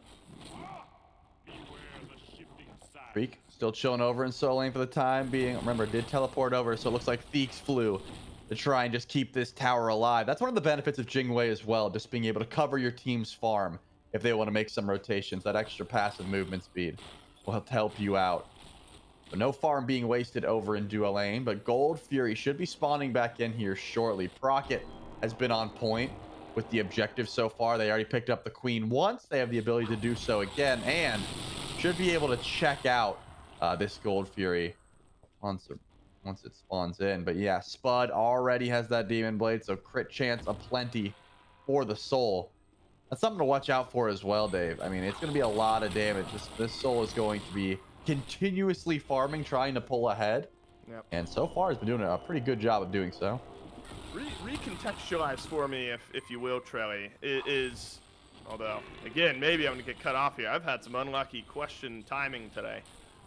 The No More Trolling squad will send 4 over to left. You'd love to get a kill here, especially with all you've invested. Spud, though, man, just scurries away. Actually nearly turns around enough damage to get a kill onto a Priel. Swing and a miss for No More Trolling. Now Procket's turn up to bat, and they're going to gank Father Tom yet again. It has been a brutal game for the Odin. But again, Raffer in on the assistant, so Father Tom scurries away just fine. Procket also empty-handed. Both teams with attempts. Both teams not able to snag that kill. But still some tower siege happening. Might be able to tilt the scales right back. Maybe another shot or two. Theeks would have gone back in. Father Tom, what happened here? The action doesn't stop, Trelly. Now I'm going to stop talking after finally a 1-for-1 trade on right. Yeah, not bad at all. This a continuous engage over on right. I think adapting, making out just a little bit better there, though. Trying to find the 1v1 versus a Priel. Has plenty of poke, but maybe Theeks has the crits to try and return some of that damage deep in the enemy jungle. Not a care in the world. I mean, whenever Angry has... And Streak jumps in as well, trying to chase down Kha'Zix. Beautiful Pillar has the ultimate, but the charm... That's keep right. him alive for the time being. That mushroom, just enough healing to make sure Kha'Zix gets out. But is he leaving or is he pulling Gold Fury? It seems like they want the objective. Yeah, Procket rotated right back to the Gold Fury. This would be their second of the game. Streak up close, but no, it's adapting on the Gold Fury confirm. A fight after the fact as Raffer steps forward, but loses the health trade. No, it's flipped. Theeks rotates over from mid. Lets a few haymakers go towards Spudio. Connects. Despite losing the Gold Fury, No More Trolling, attempting to find a fight on the other side of the engagement. Can't do so. So an invade, but it's a Gold Fury. Second of the game for Procket. Do you remember the question you wanted to ask me? Because it's kind of been bugging Yes, me that you didn't get to it. How valuable in like pyromancer terms is that Queen Naga? Is it like that type of vibe? Are we on sort of pyromancer? No, I honestly think. Well, it depends on if the enemy team's paying attention. Because the way I see it, at 15 minutes, if Angry and Adapting go to Fire Giant and they have the Queen Naga buff, they can just do fire. Like, it is that impactful if used correctly. But it also could do nothing in the sense of like an old Pyromancer bomb, where you just hold it for a while and then you're like, wow, we never did an objective, you know? So it's all with what you want to do with it. But it opens up a lot of doors. If you have it and you see, oh, the enemy team's fighting over in duo lane, let's just pull fire. You know, you have that ability because of real finding a kill. It just opens up an extra tank for you on Fire Giant. Wow. We can see it right now. Yeah, right. Yeah, it's a good segue. Fire Giant grabbed by No More Trolling, but not confirmed just yet. Procket's going to rotate in, but they're only going to have 2 players over here on right. Maybe 3, but really the carries are who you want in this engagement. Oh no, Adapting has found Theeks in the back. Good news for No More Trolling is that Raffer has gotten the FG for his team, but Adapting just picking apart No More Trolling. May continue to do so, avoids a lot of the damage here, but now there's reinforcements from Procket. They were already kind of winning the fight prior, but now should definitely have the extra legs. Love the call from No More Trolling. You're down in gold, but you find the opening and you get the Fire Giant. Yeah, time to just retreat here. Don't want to lose any more Fire Giant buffs. You already dropped one on Theeks. You want to keep that up and just try and retreat here. Fortunately, doesn't seem like any more chase will come through. So Rocket have to back up here. They have time to try and pick apart this push, though. There's 3 tier 2 towers to grab. And so far, I mean, Father Tom has been extremely tanky. This Genji's in a Shield of the Phoenix start just means you have a ton of cooldown, a ton of sustain, and you just keep spamming your abilities. That's what Odin has always liked to do, and that's what Odin will continue to do. And remember, there's still the ever-present threat of the double carry composition, right? The on her in the Jing Wei just hitting late game. Streak is 3-0-2. Has plenty of crit chance, plenty of damage online, and is just trying to get higher. Rapper gets caught out. You lose a second Fire Giant buff, and now it's Procket who are pushing. Procket, all 5 grouped up in the mid lane. Streak and Theeks, they're going to be under pressure. Oh no, the World Weaver connects onto the on her. There's an ultimate out of adapting. Doesn't do much in the backline. It's actually open to the door. Oh man, the flip around. No more trolling have engaged just outside of their mid lane Phoenix. And 3 kills swing back for the team that's been on the back foot for the last 10 or so minutes. Angry, trying to get out, won't do so. And against all odds, against anything I would have bet on, 1 kill away from a deicide are no more trolling. And how about that defense with the FG buff? Plenty of damage here. Should be able to take down Spud, no problem, with no traits in tow. 3 left with Fire Giant. And they're going to split up the map here, Dave, and I think that's the correct call. Push up right, get the Warhorn, push up middle. You only really have to worry about 1 or 2 people spawning back in during this push, and Kha'Zix is not going to be able to clear minions. You have so much gold to be able to take off of the map. And if I'm not mistaken, yeah, Gold Fury has spawned back in as well. Unless Procket can get there in time, and you can see Adapting and Kha'Zix are pathing that way. It doesn't seem like it because double crit and double ADC. This Gold Fury will be going down before anyone steps up. That is a huge swing in favor of no more trolling. All off of what seemed like a bit of a sneaky pull on a Fire Giant. I mean, it wasn't open up, right? You had the pick to do so. Yep. But still, I mean, Procket was nearby. They had a fight. They had a little bit of damage. They just couldn't contest. Yep. 3 of the spooky fire faces remain over on the left side. I wonder if there's a way you could get, like, Trelly, your face just, like, really zoomed in. Somehow, like, coded in the game that's Trelly's face instead of the Fire Giant face. I mean, then it would be really spooky. Yeah, right. Perfect for Halloween. I'm going to dress up as Trelly for Halloween this year. I've just decided. I don't know how you would do that, but I'm excited to find it. I'd wear some cool patterned shirts and grow out my facial hair. That's what I would do. If I wanted to dress as you, I'd have to start working out 2 years ago. No, I said your strength and intelligence are fully maxed. You've maxed out your build. Fine, you can max out my strength, but I have no intelligence. If that's well, I do have me and Gore. Well, we have some moments before this push. But actually, never mind. There's no time. There's a gank happening right now. Adapting is hiding in the grass. He wants to find the fight. That's good chair too from you there, Trelly. Trying to pull us back in right at the right time. And choosing the tier 2 as defense. Raffer eats an opening ultimate. Angry, lets it fly, but doesn't get much value from it. And how about this turnaround?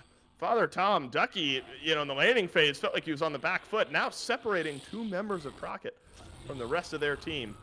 But Procket able to regroup as 5 under their tier 2 tower. Fire Giant buff has fallen off. One more swing here, and it's Procket that let it go first. Kha'Zix jumps in, eats a little bit of damage, has to scurry away, mushroom down on the ground for a little sustain. It looks like this one will fizzle out indeed. Ancient Fury just a few minutes away. Fire Giant, though, will be here before that. Full-on retreat is the call.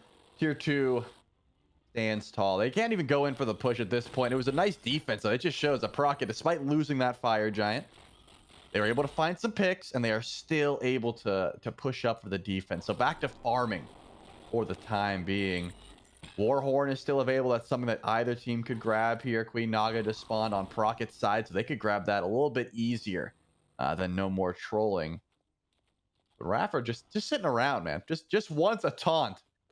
Doesn't have full HP, but it's going to sit around and just be a mobile ward to say, okay, they're now pulling 4 members on the Queen. No way Raffer steps forward. He's just going to want to back up here. And he will do so successfully. Fire Giant just around the corner. Procket lost the last one, but they're now behind in gold. the last one, that you could argue they may have been able to fight. Now, man, the tides have just changed up here in game 1 of this best of 3 grand finals of our EMEA kickoff tournament for SMITE 2. Procket sends some pressure forward. A jump away from Kha'Zix keeps the Bacchus safe for now. Just a bit of poking and prodding. A few blinks ready to go. Actives, relics still there on the defense for no more trolling. What's that big opening you're looking for here, Trelly? Is it the Bacchus belly flop, maybe adapting on a wraparound gank? I honestly think it's going to be a taunt from Raffer, not even necessarily for no more trolling. It's either going to be the taunt that opens up the fight for no more trolling, or the taunt that puts Raffer out of position and he just gets collapsed on, because he has been the one at the forefront. He's always hiding in the grass, as he is doing right now. He just wants to be the first one into a fight, which is a good call. That's what his team needs. But now his team is together. There's the taunt, and it's going to be on a Kha'Zix. Do they have the damage? Getting low, but not enough to find a pick. Maybe enough to waste an Ammonite charm, though. The mushroom could drop some reach, and it will. But it will actually be no more trolling that drop the mushroom. So they're the ones who wanted a bit more sustain. But that's my guess. I don't think Kha'Zix ever wants to flop in when you have that much CC waiting for you. Once it happens, another beautiful taunt onto Kha'Zix, and there's the cage. Starts things off, but does it finish anything? No, not just yet. Father Tom kept Procket at bay. Doesn't quite open the door to this FG, though. We're still well away from it being enhanced, so not much to worry about in that avenue for either team. Looks like the Fury up on the other side of the map as well, if my brain is correct, which, again, about a 50-50 chance of that one. So a bit cautious maybe from No More Trolling, who had a lot of momentum, but again, maybe recognizing their standpoint here in this game. Would you have loved to see a bit more activity from either side, or both teams playing it properly, cautiously? Yeah, it's just tough at the moment. If you're not killing off that initial taunt, I do see why No More Trolling isn't, diving too far. Eventually, you're going to get to the point where April can lurk in the back line when Raffer goes in for a play like that. But I think, given by April's just build path, wants to get that upgraded starter item first. That would help DPS wise, and Gold Fury spawning in. That's going to help a ton if No More Trolling is able to confirm this. Once they get it, boop, boop, then you got to worry about the other side of the map, right? You have the split push potential they could go for, and that will be the 4th Gold Fury of the game. Keep that in mind as well. Where no one from Procket left. They just stuck around Fire Giant. They want to be mobile wards. Just stand here. And there it is. Look at that. Teeks just on the left side of the map. I wonder if he keeps pushing and teleports over. No, he's just going to back up. Does not want to see a Fire Giant pulled while he's split pushing. Yeah, I mean, that's the worst feeling in the world. You get a split push, the other team pulls in your team's face, and you're unable to do anything about it. Rejoins his team, wants to be here. First big FG dance of SMITE 2. Some of my favorite moments when you get into the big games and things slow down a little bit. A lot on the line, and the teams face off against one another, but healthy lead here in the gold department for No More Trolling. You're looking at a 5-0 on her. Got to be on adapting with that big burst damage to shut down his opponent on the flip side. But it looks like Trelly, it's Procket who have just slightly more aggressive positioning here. Maybe just got to the FG first, able to step a bit further forward. But Ducky, Father Tom, he'll want to find an opening in this fight, get some escape out of Duduin, a little bit of health there as well, missing now from the Hades. So the rest of No More Trolling funnel in behind their solo laner. No one wants to go for the pull though, dude. That's why I was thinking split push might be the call, just to open up a little bit of these doors, but maybe that would be enough, right? The 5v4 might be enough to just go in for the Fire Giant. Something to keep in mind, 26 minutes into the game, Sunder is the best confirmation for the objective on the map currently. Does about, let's call it 1,200 damage. Beautiful double top, but now Raffer might have stepped too far forward. And here we go. It's Procket who opened up the door, but will No More Trolling slam it closed. Ults exchanged by Theeks into Duduin. Over the FG pit, Duduin wins the fight, but it's going to get answered back by April. So a 1-for-1, but Theeks, massive, massive part of this No More Trolling team fight. Wiped off of the map. Streak up, though, still has that killing spree in his back pocket. Needs a bit more damage. A lucky critter, too, would go a long way here. It's a little bit of damage, but maybe both teams disengage. Not enough health remaining on No More Trolling, and that opens up the door, Trelly, for Procket to go back in. Man, adapting finds the kill, but immediately answered back by April. Goes into stealth. Can he fall forward? Doesn't seem like it. And Raffer falls down. Angry Siege is forward as well. They're trying to chase this, but with the low health bar, you just got to go back to base, even with the one-man advantage. Do they feel confident? You got essentially 2 ADCs, but Angry playing more so like a mage. And you have a tank. Fire Giant could be the call, but maybe you just find as much farm as possible and hit level 20. The Spud still has not done so, only sitting at level 19. Would love an upgraded starter item before the next siege. That's probably going to be the call, but they are heading over. Remember, Father Tom, sieging forward. Theeks already spawned back in. He was the first one dead. Yep. Doesn't seem like Fire Giants their play. They're going to step forward and see if they can bait anyone, but they do have a sentry ward right in front of them that reveals they're not even on Fire Giant. Yeah, I mean, I know Theeks was 1 and 2 going into that fight, but near full build on the Jing Wei is always going to be impactful. Losing right off the bat, you know, later game team fight. Could start to get into the territory of enhanced Fire Giant here as well, if No More Trolling and Procket continue to just delay things out. So the first Fire Giant dance we saw, not convincing enough on either side to allow the other side to pull that FG, but both teams now reinforced and back into the fray. Little side note, I love just the horn shrine that we've got on the side of the FG pit here. Love the artwork on this map. Something satisfying about it. I remember on the Smite 1 map when they added the bubbling cauldron over in the duo lane. I got stuck on that for a little while, and so I think the Warhorn shrine is going to be my my new obsession for a little while here, and so I'm just going to forewarn you of that. 2 things that I brought up is number 1, when the Warhorn gets captured, it actually does play, which looks fantastic. Great. And the other thing is on the order side, we decided, me and Malum named, there's a little crab that showers. He just kind of chills he's like hidden up top, and we named him Dougie after Doug. So those are 2 things that you can pay attention to whenever you get the chance. The Warhorn is playing right now in the background. Maybe you got to see it, but the sweet, sweet sounds of the Warhorn reign over the map as a battle may just break out around the corner. We've seen some really good pillars from Streak so far this game. Have made life uncomfortable for Kha'Zix a time or two. 1, 5, and 6 doesn't feel right for the Bacchus. That early game impact was great, but slowed things down here over the last few minutes. And I do think we will see this enhanced Fire Giant. And we pulled this thing. We were starting to dance around 7 minutes ago, and I was thinking we'd be at FG or Phoenix Siege territory by now, but both teams slowing things down. Got a couple Amanita charms to drop down, sustain up around the FG.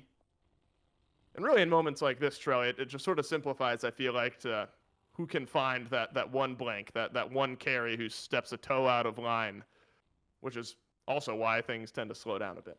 Well, finally at 30 minutes. So enhanced Fire Giant is going to be the topic of conversation. Maybe that's what these teams are waiting for. Anytime a little bit of poke comes through, the mushroom immediately gets dropped down just to try and to erase it. That's why we need some all-in engagements. I don't think the taunt into, poke into taunt into poke is going to be the way out here. Maybe all it takes, though, with all relics available for everyone, could just be one overstep, one oversight that breaks these team fights wide open. Queen buff picked up once again, this time by No More Trolling, it seems.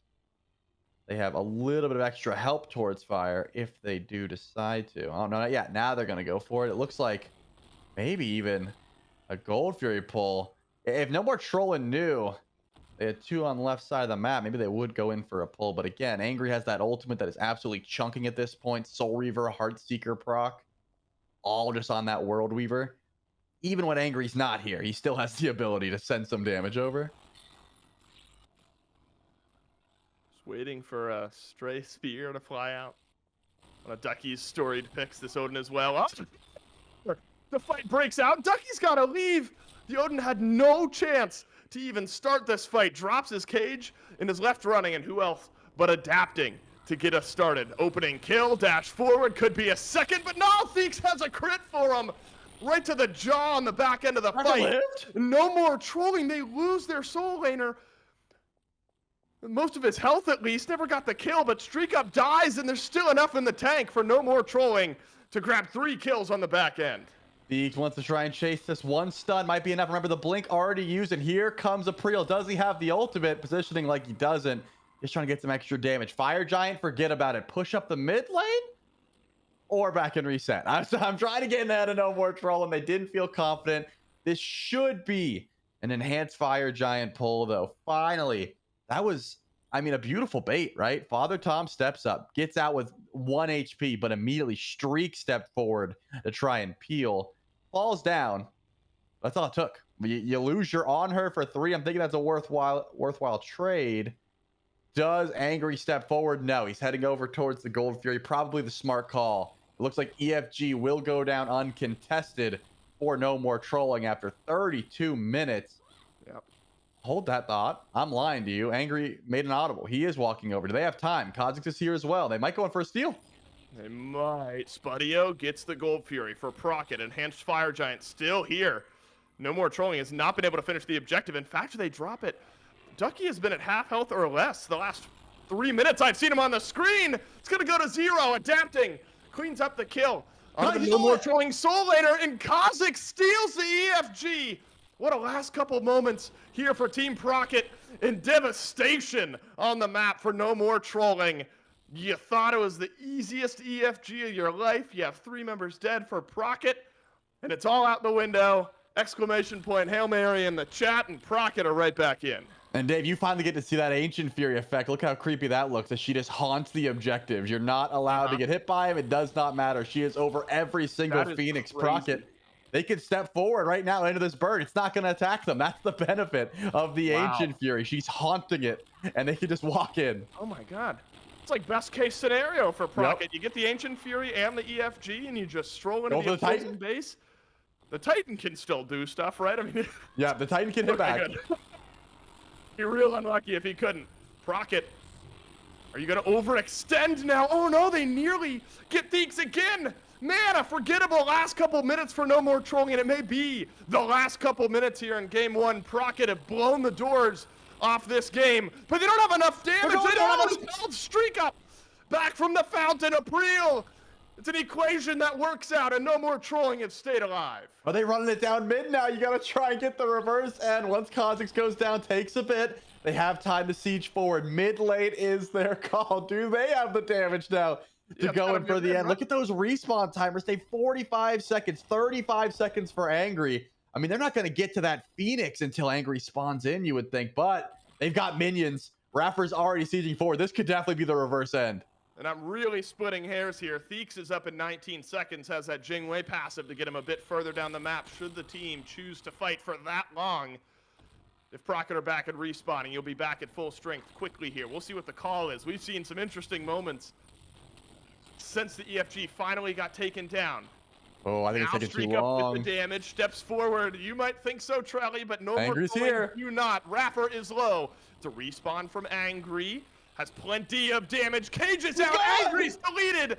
But the Titan's only down to half. The respawns are going to roll through now. Is there a leg in this game? No More Trolling able to flip the script. Oh, they didn't finish it. They didn't finish the win. Procket on the respawn. Now Theeks, what is he going to do? Is the Jake going to respawn and go back into this game? Procket might shove it down mid, but they're back on defense right now. Theeks has avoided the minion wave. But look, Adapting is back on defense, clearing the last couple of minions. And I wonder if Theeks realizes this is his only chance. There's too much health missing from there. They have to know he's here. And Theeks might just have to go in. He goes up and over. It's an airstrike. He's got to go back. He's back out. Now you got to go back to base. Over in mid lane, Kha'Zix and Spud and company are walking into your base. Oh, Theeks. that's it. I think that's got to be the game here. It sure is. My goodness. Flip a coin. Pick a color on the roulette wheel. That's how this one ends. But Procket, wow, they nearly lose it, but they come out on top. My goodness, man, the minions. I'm not sure if he knew Adapting was there. Wow. What? Let's go. What an absolute banger of an end there. The reverse defense. I mean, Angry walks up, gets some damage off, immediately gets deleted. But unfortunately, you called it out. Theeks just could not get there in time. I mean, he spawned in, flew as quickly as he could. but was just not enough to get to the Titan, unfortunately. I like the call, too. You wanted to airstrike in, but just picked the wrong time to go for it. And, of course, the only way you ever lose that game is if Adapting and Ducky and Duduin don't just sit there and wait for someone at the Titan, right? So I don't think they were ever going to let him go for the sneak play. But regardless, wow, fantastic base defenses on both sides. Hey, I'm learning a lot, and I'm getting the vocal cords right back into it here in our game one of our best of 3 grand finals. And this one had a little bit of everything, Trey. I know that's sort of a cliche, but I mean, it felt like we had EFGs stolen away. Really that last Fire Giant, Ancient Fury base defensive moment. It packed so much interaction in just a couple minutes, but it's an interaction that favors Procket. They're 1 game up in our best of 3 grand finals. No more trolling. Time to dust yourselves off and get back into it. Game 2 coming up next.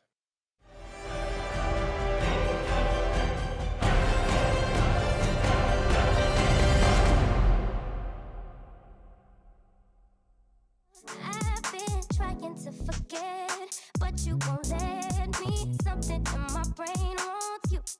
I've been hanging by myself, asking for help, but nothing seems to work on you. Yeah, you always make me feel like, yeah, you never leave my thoughts alone, yeah, you're the reason I'm going out of my mind. Just can't stop thinking about you. Just can't stop thinking about you.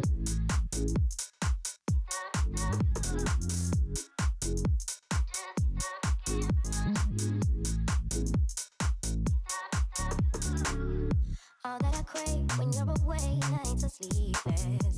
Do we need space? Yeah, maybe a break. Boy, you're my weakness. Giving we take, the love that we make, it's my favorite drug. Too caught up in your love. I've been trying to forget, but you won't let me. Something in my brain wants you.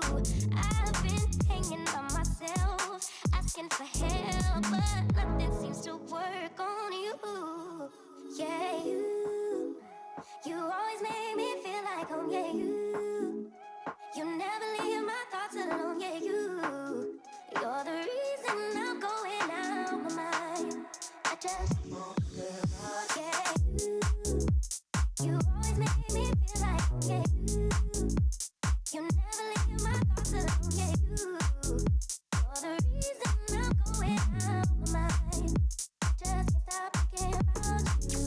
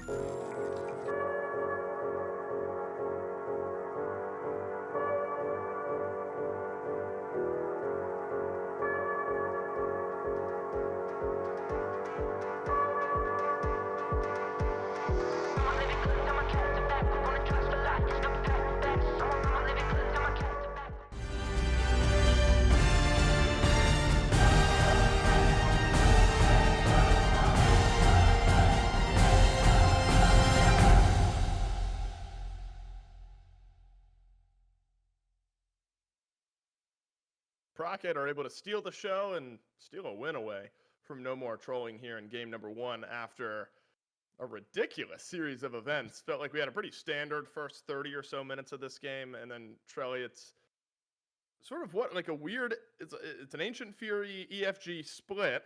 Right. But then No More Trolling get neither of them. And then Procket surely finishes the game off that, doesn't. And then everything just kind of breaks out from there. No More Trolling nearly win on the other side. They get wiped.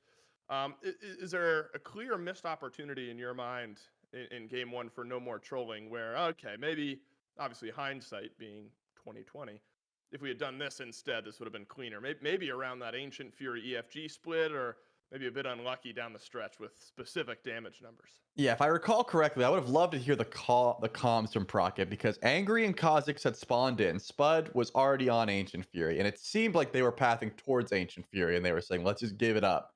And then something flipped. Maybe it was Kha'Zix saying, I've got Sunder, like we have the ability to steal, just go. And then you see Angry and Kha'Zix go towards Fire Giant. Kha'Zix ends up stealing. I'm not 100% sure if DPS was halted, but you lose Ancient Fury, you lose Fire Giant, and then you lose the fight after the fact. Even that wasn't enough, right? Because the defense came through. There was a chance for the reverse end, but a fantastic base defense kept your Titan alive, and Procket is able to come through. So I'm not sure if it was a missed opportunity, more so maybe just a different play around that Fire Giant, and we could be looking at a different result. Sure. Either way, it's a game of razor-thin margins, but it's a margin that Procket are happy to have. They take game 1 of our best of 3 grand finals in our 24/7 EMEA kickoff tournament. Picks and bans for game 2, just around the corner. Remember, we're rolling in the early days of SMITE 2 here. We're rolling with 1 ban for both teams. In towards the end of SMITE 1, Troy, when we had 100 and however many gods in the game, there was a lot of strategy around, all right, we emphasize differently in our 5 bans that we've got here. Now you sort of got 1 swing, and I think Loki, based on what Adapting did in game 1, it's a pretty decent swing here for No More Trolling. Yeah, I don't mind the Loki being taken away. I mean, it's something that April was having some success on late. Adapting probably doesn't want to deal with that either. That's what I was talking about with the Susano, right? You don't have CC immunity, you get guaranteed stun, things like that. So not a bad takeaway. The Chalk is going to be banned once again, so we will not see that. There was some prio towards Bacchus, there was prio towards Neith, and of course the Jingwei. Bacchus is going to be grabbed this time. Seems like goes over to Raffer. It depends, I guess. You can play Bacchus in a few different roles as well, but means there's going to be no Athena going through, and Procket are going to pick up the Jingwei. That late game crit chance we saw popping off for Theeks is now going to be going over to the other side. Jingwei plus Neith is an interesting combo here for Procket. Late game, get there, scale up, and you are going to shred. Now, a couple of things I felt like I kept saying, sort of a repeat statement in a lot of those late game fights, is just how much pressure ended up on Theeks. Felt like the beads, the escape, all of it just sort of felt perpetually on cooldown. But Procket had that initiation, so maybe No More Trolling able to match that. Susano, a good pickup, and if I'm remembering correctly, that's what Adapting was playing in game 1, not the Loki. Loki just banned because it's obnoxious. Susano plus Odin for No More Trolling Trelly. So you're able to take Adapting's pick away from him in the Susano, but then you go back to this Odin that it felt like Ducky / Father Tom had sort of some mixed success on in the first game. Yeah, I think you gotta pick up Fenrir here if you're Procket. I can't imagine. I mean, Adapting is a fantastic Thanatos. So there's a possibility that is going to be the option. I really think I would prefer the Fenrir just because Adapting also has a fantastic Fenrir, and you're not lacking in damage, you're lacking in CC. The Athena pickup helps, of course. That's going to open up some doors for you, but I just think the Ragnarok would open more doors, and that's how Procket feels as well. And go ahead and lock that one in. Just more follow-up for the taunt, as well as, hey, maybe we can just hold someone in place while the carries are able to just wail away on them. So not a bad look. And the Zeus Odin. Zeus has been my second favorite mid laner so far in SMITE 2. First being Hecate. Unfortunately, we have not seen her pick up. But Zeus, does not love the matchup into Fenrir, right? You're usually going to get Blink if you're on Zeus just to get you away from trouble, but Fenrir can chase you down no matter what. So you got to watch your positioning here. If you're ever taunted or picked up, scary stuff. And the Thanatos, maybe adapting does take the Thanatos. Either way, they needed CC and they found it, but they also have just, I mean, essentially 2 ways to get to that back line with the Fenrir and the Thanatos. Not a bad lineup at all, but seems a bit squishy. I think there's ways for Fenrir to get tanky. I do like what both teams have done here, though. Yeah, this might shove Fenrir over towards that soul lane. Like the initiation from Procket here. I'm going to dive forward with 3 of my characters and let the 2 carries just swing away. Does that raise concerns about peel, though, Trelly? Or is the argument that you can use that initiation just in the other direction to peel out for your carries? Well, the benefit here is your carries are actually pretty safe already. I mean, Jing Wei has so much mobility, and Neith being able to just backflip away out of trouble over walls, things like that, definitely helps out. You are missing a bit of peel, of course, but think about the dive from No More Trolling.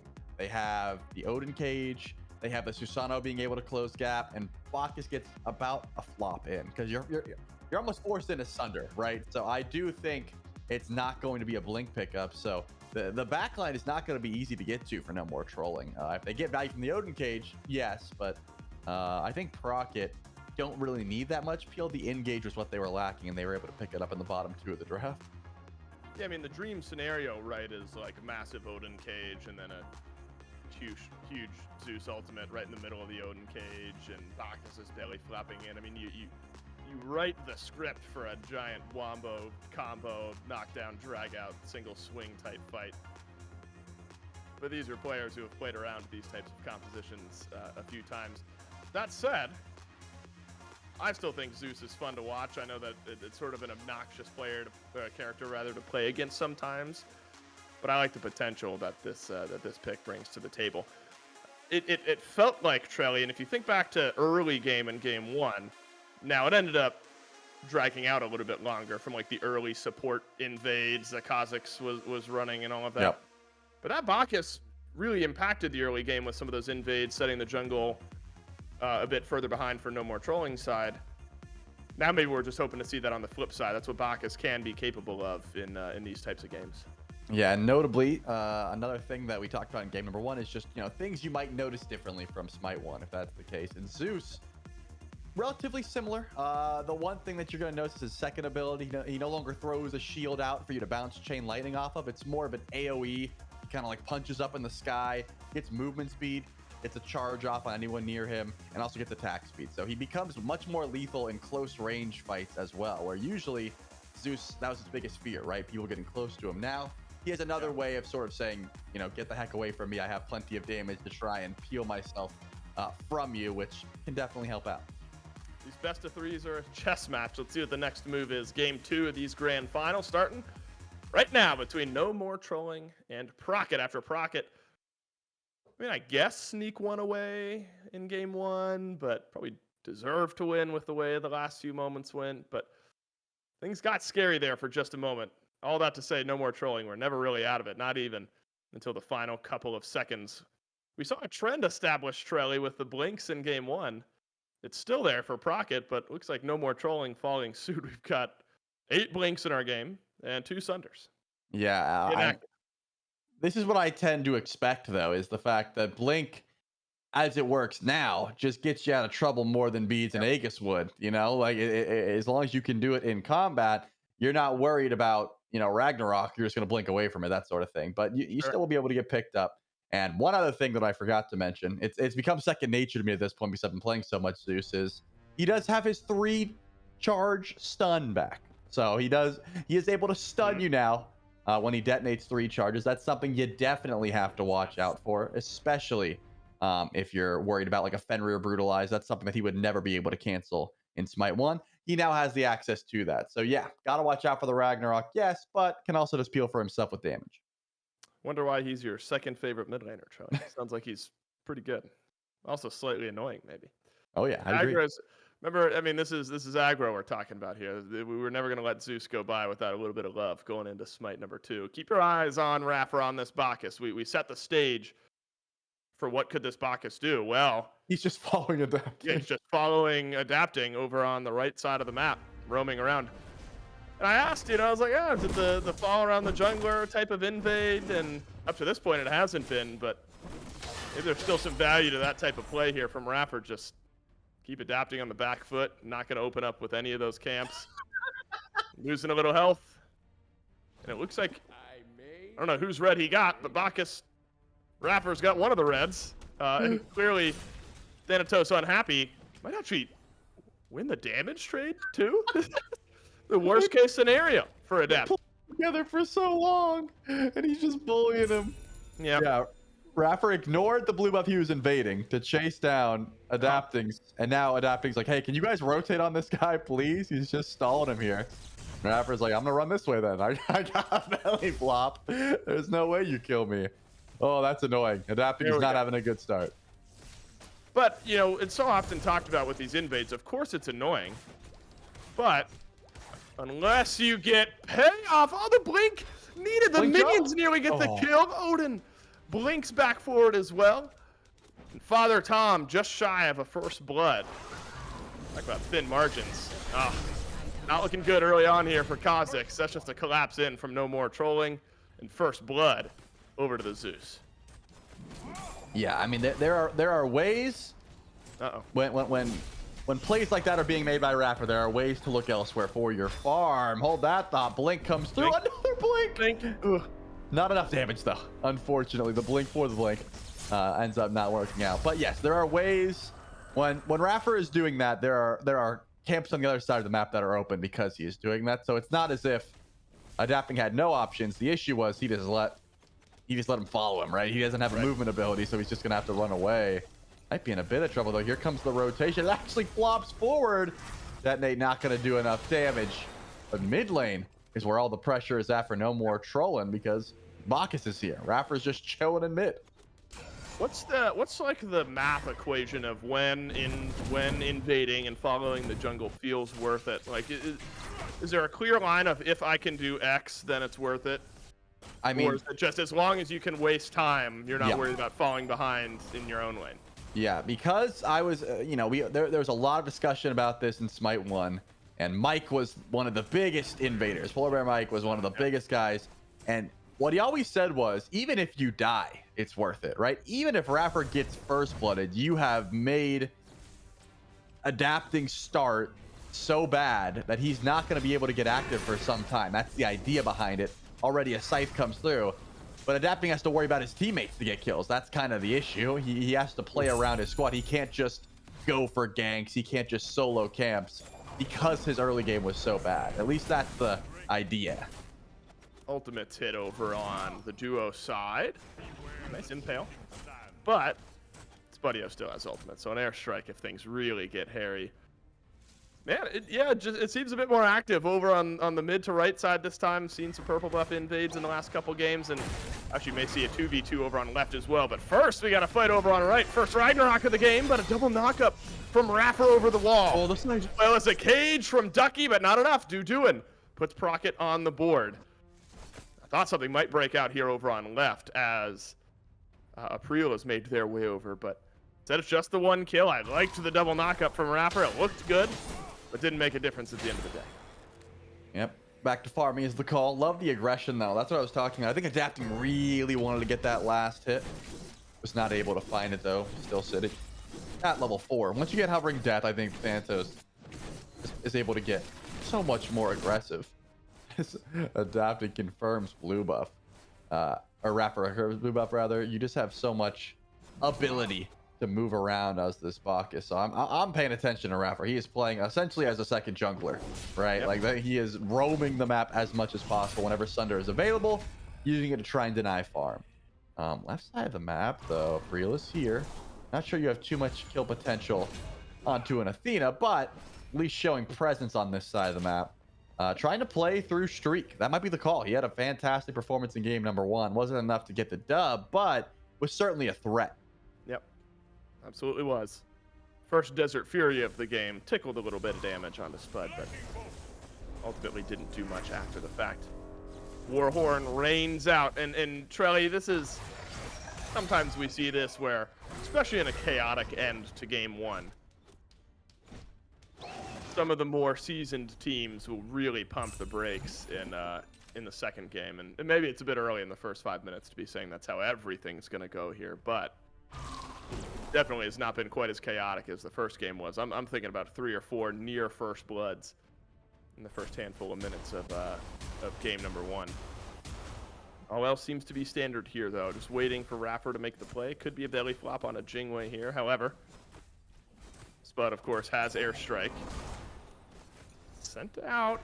Little damage. Belch will start things off. There's the airstrike. And I guess pulling that ultimate away is just worth it here for Rapper. Not going to see many more fireworks than that. And really, Charlie, maybe waiting for a few minutes for the first big fight to break out around one of these neutral objectives. Yeah, and that's the thing about trying to camp Jingwei. Even if you pull airstrike, there's still a blink as well. It's not easy to. It's not as if Spud is out of options once that airstrike comes down. So I don't really see the point of trying to gank dual lane unless Streak is just getting the better end of the trades every single time. I understand wanting to play through the on her, but I'm probably looking elsewhere just because of how much safety is allotted to Spud at the moment. But if April's over there, gets some good damage off, hits the jet stream, there's definitely opportunity to try and find some aggression on the left side of the map. But I'm still looking towards solo lane, right? I mean, you have Father Tom, who's going to be just fine. Again, Blink could just come out here, so even if every single auto attack comes through, we're not fighting too much. But Whoa. Oh my goodness, someone's coming through though, right? Ooh, yeah, wow, the setup is in. There's your blink, as well as an ultimate from Kha'Zix to maybe assist in keeping Spud on the map, but looked like he might have been A-okay anyway. So slight potential payoff for Rapper pulling away that airstrike, but didn't ultimately net any kills for the No More Trolling side. 3-man collapse though. Athena ultimate is down. Rapper lets out a Belch. Actually, doesn't look like it connected for a stun this time, so left running. But now Procket, an opportunity. Sends their jungler over towards left. Belly flop used by Rapper. Sends the ultimate towards a couple members of Procket, and up down goes adapting. Hand feeds a kill over to Spud. After all the dancing and posturing we had over on left, finally, one drops. And it's not as if we're in a position to see a Gold Fury pull just yet, but Purple Buff Invade is trying to come through. Not gonna happen. Trying to get Spud online was the call. Spud already has kill number 1, so not a bad look. And of course, adapting. Would have loved to get one of those last hits. Every time I see him get another assist, you got to feel bad just because of the way the game started. But farming better than April, so didn't let it affect him too much. That Jotun's Revenge start. Going for a little bit slower. I usually see the Teko Kagi first option. Oh, baby, the blink to avoid the knock-up. Definitely necessary. I think the damage might have been enough there from April to find a solo kill, so good call just to try and stay safe, and adapting gets to live to see another day. We're starting to see that value, not only last game for adapting, but early in game 2 here for April. We and the other 2 casters today have already talked about Susano and the value that NA has put in this pick. The aggression alone, and even maybe a level down there, I couldn't quite remember, but at least even. April nearly has the damage for adapting, forces the blink away. Adapting a couple assists on the board here. Liked what I've seen from Thanatos today. Trelly and Smite 1. Thano was a bit more of a pocket niche pick. The old Samper Soccer triple-double. Another assist, why not? Goodness, Rapper burnt down on the 3-man gank from Procket, but a whole lot of nothing answered with a whole lot of something here in game number 2. Nothing happens for a few minutes, and suddenly all at once the fighting. Whoa, stand and deliver, says Streak. Assists his jungler April and grabbing a kill onto Spud, and wow. Deep the tower goes another. Kha'Zix drops for the double kill, and no more trolling. Man, they're able to pick up a couple, and that returns the favor to Procket, who added one just a moment ago. That is ridiculous, man. April hits the full ultimate on the runaway, hits the impale as well, and of course, April is able to go in and find that. I thought that Spud was going to play defensively, right? Use the airstrike, sort of stalled for Kha'Zix to land with that Defender of Olympus. and then they tried to get aggressive, and that's not what you want to do, especially towards a level 9, now level 10 on her. No, sorry, a level 11 now for Streak. That Desert Fury just was way too much damage. So fortunately, Spud learned that one the hard way. Probably not going to look to scrap anymore over in duo lane. And now, I mean, game's still relatively even, but I think No More Trolling has an avenue to try and play through this on her, especially towards Gold Fury whenever they have like an inkling to go for it, because April gets the credit for the kills, yes, but Streak is level 11, already has some crit chance and is stacking up that Devos. Gonna be chunking for sure. Yep, feels just fine. Have not seen the Fury pulled yet. We're getting to that point in the game. Zeus has some damage, and it's enough. Kha'Zix melted by No More Trolling in mid. Does that now spark one of these early objective pulls? I guess the Fury is all we could be talking about here. There is slight posturing over towards left for No More Trolling. Speed buff pulled out. Rapper goes up and over. Get a stun, but Jingwei dealing a little bit of damage here as well. The mushroom drops. Helps sustain just a bit. Scythe and auto for Spud. A slightly messy moment for No More Trolling. What was a great opportunity. Ends up with a dropped support.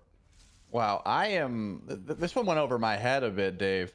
First item, Triton's Conch for Theeks. Then no, second item. Okay, goes Book of Thoth first, then Triton's Conch. Either way, more of an aura item. It's not necessarily an intelligence item. You do get intelligence, but I think of it more as like a tank star. The passive is going to give your teammates strength and intelligence, which of course Zeus is going to benefit from. But not a traditional start we see from the mid laner, so a little bit interesting. Already working out for him. I mean, Theeks 2-0, has that Book of Thoth, stacking it up nicely, already finished up. So there's going to be a lot of damage coming from this guy, but it'll also be pretty difficult to try and kill, and just being a walking buff for his squad. And additional benefit, one of my favorite item icons in the game, little crab guy. I think may win out for me here in the early days of SMITE 2. Up, down, potential here for adapting. Who's his target? It's Rapper, but Spud's the one who snags it. Lightning Storm down. Adapting just doesn't have enough health to really go back into it. Real could have some turnaround, and this is who you need. You need your on her. You need Streak in these fights. I'll call it clean because no one died, but swift pickup here. Rapper falls to 0-4 on the Bacchus Trelly. We were singing his praises early here in game 1, annoying Adaptin, following him around the jungle. Unfortunately, that trend has not continued into the mid game. Yeah, I'm thinking it was personal. Like, again, Adapting has gotten 0 of these kills, but he has been looking specifically at Rapper, right? That has been the attempted execute every single time. And I'm not saying it's all because of the invade, but it's got to be like a little bit, you know? Like, when you have a support that just follows you around at level 1, you got to try and look for a couple of kills towards them whenever you can fit them in. 5 assists, though, that's got to be annoying, man. When I'm playing jungle, I want to get every last hit possible, and that is just not happening so far. Still incredibly impactful, and giving your kills over to Spud or giving them over to Duin, giving them to Angry, these are not bad things. It's just, imagine what Adapting could be doing if he was 5-0 right now. You know, like that Thanatos would be an absolute monster. This one really rubbed off on you, didn't he, Trelly? I mean, for all those years casting with him, you get the jungle mindset imparted in you. All right, that's an Adapting diff more so than it's a jungle diff, but you know, I just don't. I would rather do many things than give Mifflin credit. You know, like that's just not the top of my mindset. You're right. That was very Mifflin-esque. I want all the kills and I need them, but it is a good point, especially when you're playing jungle. Procket with those 5 assists on Adapting. Adapting does get the last hit onto the Gold Fury. First of the game for either team. Procket has stabilized a bit here, Trelly, where looks like Aprio might just be able to spin it out of control with the help of Theeks and a lot of damage from Streak, but not the case in the last couple minutes of this game. Find the opening, Fire Giant will spawn, but the pace is any indicator, likely not fought over here immediately. Uh-oh, danger in the mid lane.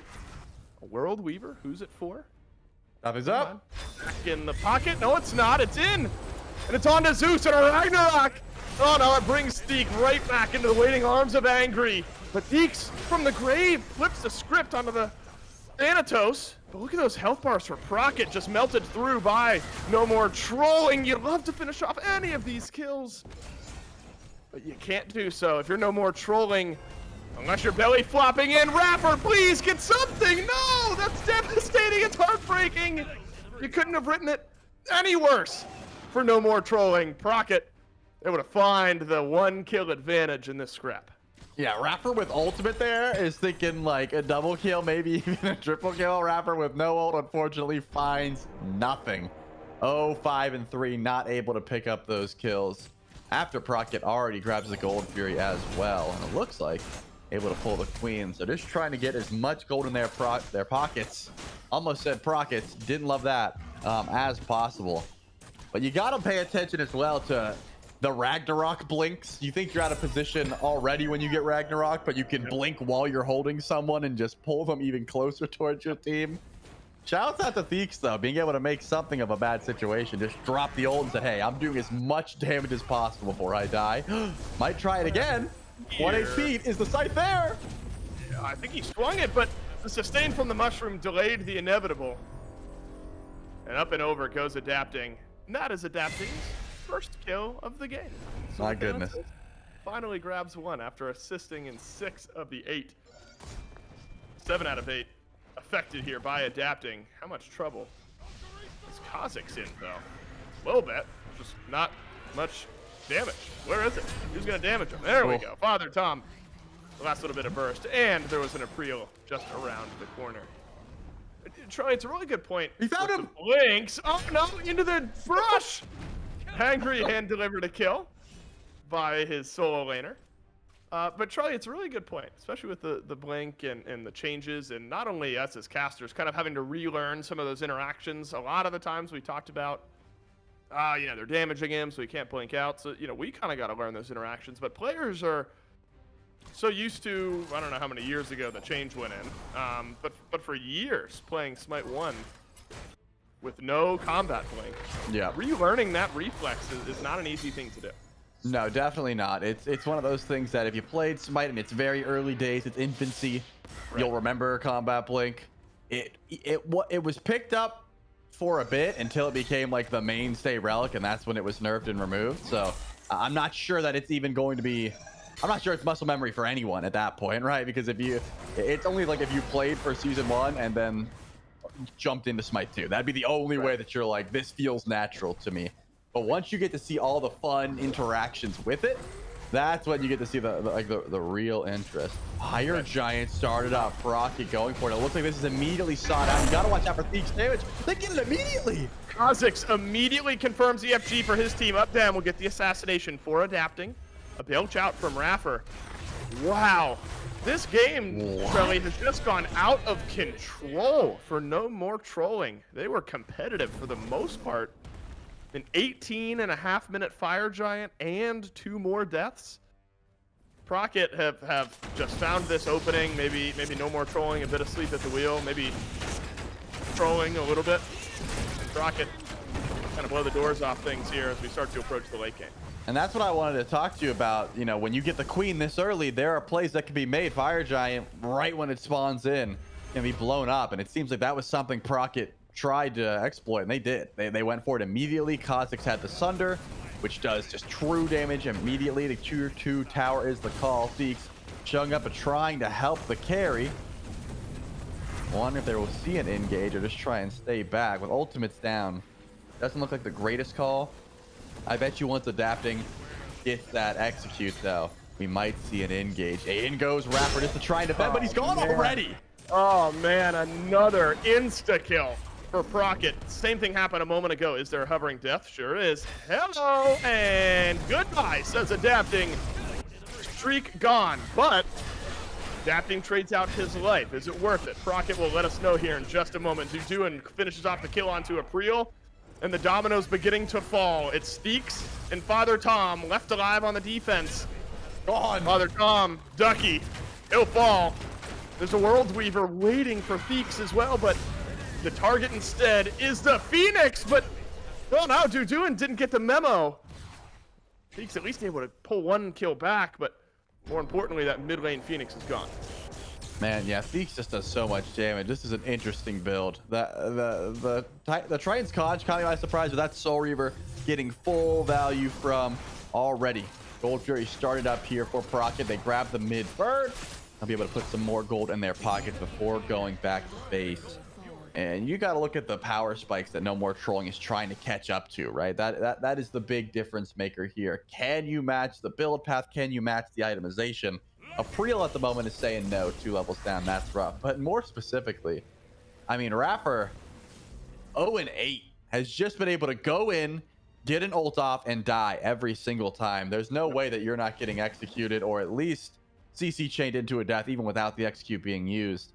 It's just a tough game to be Bacchus and be this far behind itemization wise. You'd like to be a lot tankier at this point in the game. And it's not as if Kha'Zix is that much tankier, but Kha'Zix has a fed team behind him that is able to supply DPS behind his CC, whereas Raffer kind of goes in, goes, hey guys, did you get him? And they're like, we did our best. You know, we don't have the damage that the enemy team has, so we can't match that. Just a difficult time to be a Bacchus. Kha'Zix has a ring, which I think is fun on the Athena. We'll see. It's fun. Up goes Adapting. Oh, he's getting chased Down though. goes Adapting, but this is pulling No More Trolling out. I mean, not gonna catch up to this Thanatos. Instead, in the meantime, a tier 2 tower melted through. The backs are gonna roll in, but how much damage is gonna get dealt to this Phoenix in the meantime? Maybe just an opening bit. All right, not the most devastating. I guess you got to try to make the plays when you got him there, Trelly, but Adapting was always going to be hard to chase down. And unfortunately, that tier 2 dropping means No More Trolling fall just a bit more gold behind. Maybe that's the type of swing you're going to have to expect, though, from a team that's in the state they are. Yeah, Adapting had red and blue, but no speed. Bro's taking buffs from everyone, but can't pick up his own, and was still that fast. So he can get even quicker when given the opportunity. It looks like we're going to be sitting around until next Fire Giant day. That's probably going to be the call. Unlike last Fire Giant, though, Procket's going to have about a 10,000 gold lead when this one comes through. Things to keep note of, the fact that Raffer still does have Sunder. He could get in and try and go for a steal. Kha'Zix has it as well, so you will be trying to contest with the Athena. His father Tom being looked at, blinks out just to make sure he doesn't get caught out before the Fire Giant is pulled. But World Weaver, are we going to see a Ragnarok here? I don't know if you can catch him. There's a wall there, buddy. Oh, no, he runs face first into the wall. And finally, a good moment for No More Trolling and Father Tom, as they'll have to watch Doo and scurry away, glowing gold and looking for a target, but no target arrives. So an opportunity, though, to burn down a tier 2 tower on mid lane for No More Trolling. Fire Giant now respawns. Bit of a split map for No More Trolling. Procket grouped up outside of Adapting, who's hoping to catch it back, but just shy of being able to do so over in mid. Scary moments for April, though. You have got a Fenrir running at you from the front, and you're going to have Adapting right behind you. Teleport. Uh-oh, it's gone. Adapting. Slow. Burn. Damage. Brutalize, blink, all of it. At this point, you spent the execute, though. 2 players' times expended over on left for 1 kill. But in the meantime, they'll be able to rejoin their team. Procket are starting to group themselves up around the FG. Yeah, just teleport right over. Not a problem there. No More Trolling. Step forward. It was almost like they wanted to go for Fire Giant, but now Raffer's getting blown up before it even starts. Does some good damage, but it's not enough. No, hasn't been enough for the last few minutes of this game. You're hoping Feeks can get something done. Blinks traded. But my goodness, Spud stays alive longer than No More Trolling expected. And now, unfortunately, it's Shriek's turn to go down. Procket just too far ahead. Good moments from No More Trolling, but better ones from Procket. They were trying to go for the end, then they couldn't decide what they wanted. Fire Giant, definitely the play there. Father Tom already went back to base, so you don't have to worry about this one getting contested. Unfortunately, you're not going to be able to sit here and wait for Spud. That would be a bit of a misplay. I wonder. I said it last time a bit too early. Okay, no. Father Tom is definitely not contesting. Fire Giant goes down to Angry. 25 minutes into the game. But man, I mean, the pick onto April was pretty big. He was just trying to split push and Adapting and said, hey, all of your movement and blink is down, so there's no way I'm missing this execute. Right. But I still think playing around Teeks, playing around this Zeus, is an avenue to try and keep this game alive. There is a lot of damage to be done. He has plenty of CC if he's able to get a 3-charge detonate off. And the ult is still a threat, man. I mean, especially if it combos with Father Tom. Nothing that we've seen recently has been a 5v5, right? It's been a lot of picks. But a true 5v5 under one of these birds could definitely turn the tides of this fight. It's all about, can Raffer survive enough? I'm thinking no. Before I'm gonna answer my own question, I think Raffer's gonna flop in, ult, die no matter what. But can he do enough disruption? Can he stall long enough for his carries to finish the fight? That's the question. And so far, has been no. But you know, you got a chance here underneath this bird. I'm just gonna point out, I got baited. I thought that ring was like one of the OG attack speed rings from Smite 1. No, it's just the captain's ring that builds into Leviathan's hide. I thought we were going for a, what was it? It looked really similar to what? Hastened ring? Is it the same? I think it's the same artwork on captain's ring to Hastened ring from Smite 1. And so I got a bit baited by what I thought would be an interesting build, but I'm just going to bail myself out. I know. I'm just going to bail myself out a bit. All right, we're going to Phoenix Siege here. Procket just around the corner from being our 24/7 Smite 2 EMEA kickoff champions. After a fun morning of games, Susana left running a Prio on the back foot. Not where you want your Susana to be. You're hoping he can engage. Got to disengage, but luckily the fountain right there. But Adapting having to do the same. Thanatos using that hovering death to get out of the fight. Mid lane Phoenix down to half, but left lane Phoenix confirmed. So Procket may have already gotten what they came for on their first siege. Now, that's not how you wanted your siege to go, but you have time to let Adapting just sustain back up. Taunt on the Father Tom. Oh my goodness, the damage. Haven't found a kill just yet. But Causes will be able to confirm it. What was that? Not good for No More Trolling, that's for sure. Jump back in from Duduin. A belch in from Raffer just dispels the aggression for a moment. But still, No More Trolling left running for the hills. Should be a mid lane Phoenix here. Is indeed.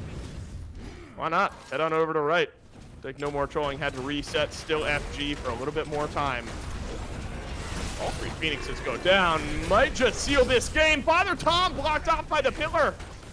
In Odin, no more. Not for the next minute or so at least. Left side or right side Phoenix, depending on your perspective. Still standing at half HP, but you're going to have fire minions pouring down mid and left here shortly. Rocket have made great use of this first FG. Yep, one more Amity. A charm should give the regen. You've got the soldiers as well to help the bird go down. Do you go in for the end call? A backflip in, immediately canceled. It looks like no.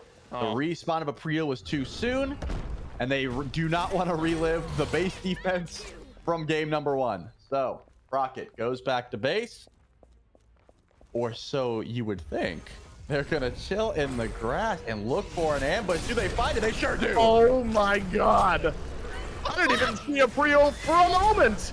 And you're not gonna see No More Trolling anymore today. It's a triple kill from who else but Adapting to seal the deal. And it's Procket in 2. We're gonna take our 24/7 EMEA kickoff Smite 2 championship. And what a battle we had here today, Trelly, but Procket just looked far too clean after their win in game 1. There's no way they kill Father Tom, man. If they're trying to farm him, and well, it's not going to happen. He's hiding too far away, and the Titan will fall down. Yeah, I mean, that was clinical, Dave. And game number 1, it was a bit of back and forth for sure. And honestly, the lucky Fire Giant steal might have pushed the game in their direction, but this one, much different. Angry ends up 5-0. Adapting after a rough start ends up coming 8-2, not bad at all. I mean, just a rough game from Raffer, yeah, because I think that immediately that was the call, right? They said, wait, you have Sunder, you have one jump, you're consistently playing aggressive, and we have an execute. So even if Adapting doesn't go in for the hovering death, it's still a threat. Once you get to that low threat, that low HP threshold, you're just going to have a rough time. And that was the initial 4v5 pretty much every time. Let's wait for the Bacchus to flop, kill, and then we'll decide how we want to engage. Yes, indeed. Charlie, that seals it up. It's a 2-0 win for Procket in our grand finals. We can look back at how the day unfolded. We got to see a bunch of these games here today. We were in a best of 1 from the round of 16 onward. We were wondering if that partially fresh, a little stinky, no, partially French roster, that's E-Chrome, Genetics, Dardes, Sarpay, Nika. We were wondering if that team maybe had what it took to get towards the end, but unfortunately, maybe for us, because that would have been a great game to watch, and them, fell to Procket, our eventual winners there in the quarterfinals.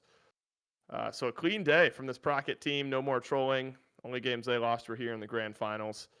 But with the likes of Spudio, Kha'Zix, Angry Adapting, and Dudu and Trelly, I think one of those few teams were sort of expected, and a great win here for Team Procket. It also just goes to show how much talent is already in the early stages of SMITE 2 competitive, right? I mean, just think about how these teams are going to be able to evolve when playing together and figure out new metas, understand things like, okay, so now Jingwei's pretty strong on her, is looking real good. Thantos, you still have to worry about Sunder, these invades. There's so many ways that these players can improve their gameplay. And the SMITE 2 competitive scene is not even born yet. It is so that there is a vast road ahead of us. So exciting stuff nonetheless. And a fantastic performance from Procket, man. They clearly show that they knew how to play the map better than any team in this tournament. Yeah, worth mentioning, just as a reminder that this is more of a celebratory tournament. This is not one of the open qualifiers to lead into Vegas. That whole bracket, all of that rundown, again, all of that can be found online on our socials and on our website. That kicks off in a couple of weekends. I think the 14th of September is when the Open Vegas qualifiers really begin. So we're just having some fun here this weekend. That was the EMEA 24/7 kickoff tournament. Congrats to Procket. Again, that's Spudio, Kha'Zix, Angry, Adapting, and Duduin who win it today. Tomorrow, in production, yell at me if I'm wrong, I believe 11 a.m. Eastern time is when that broadcast kicks off tomorrow. We're going to be doing the same thing tomorrow for North America. So some more SMITE 2 action just around the corner. But it's been a fun day. On behalf of myself, Trelly, Relly, everyone back in production, all the other casters, thank you so much for watching, and we'll see you for more SMITE 2 tomorrow.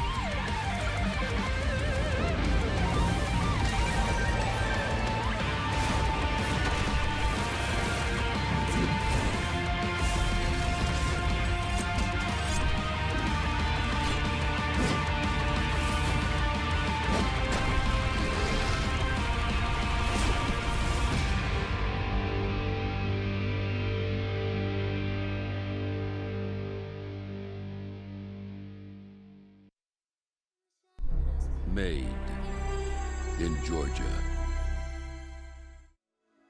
Come turn me on, key inside the engine bay, lead the way, it's okay.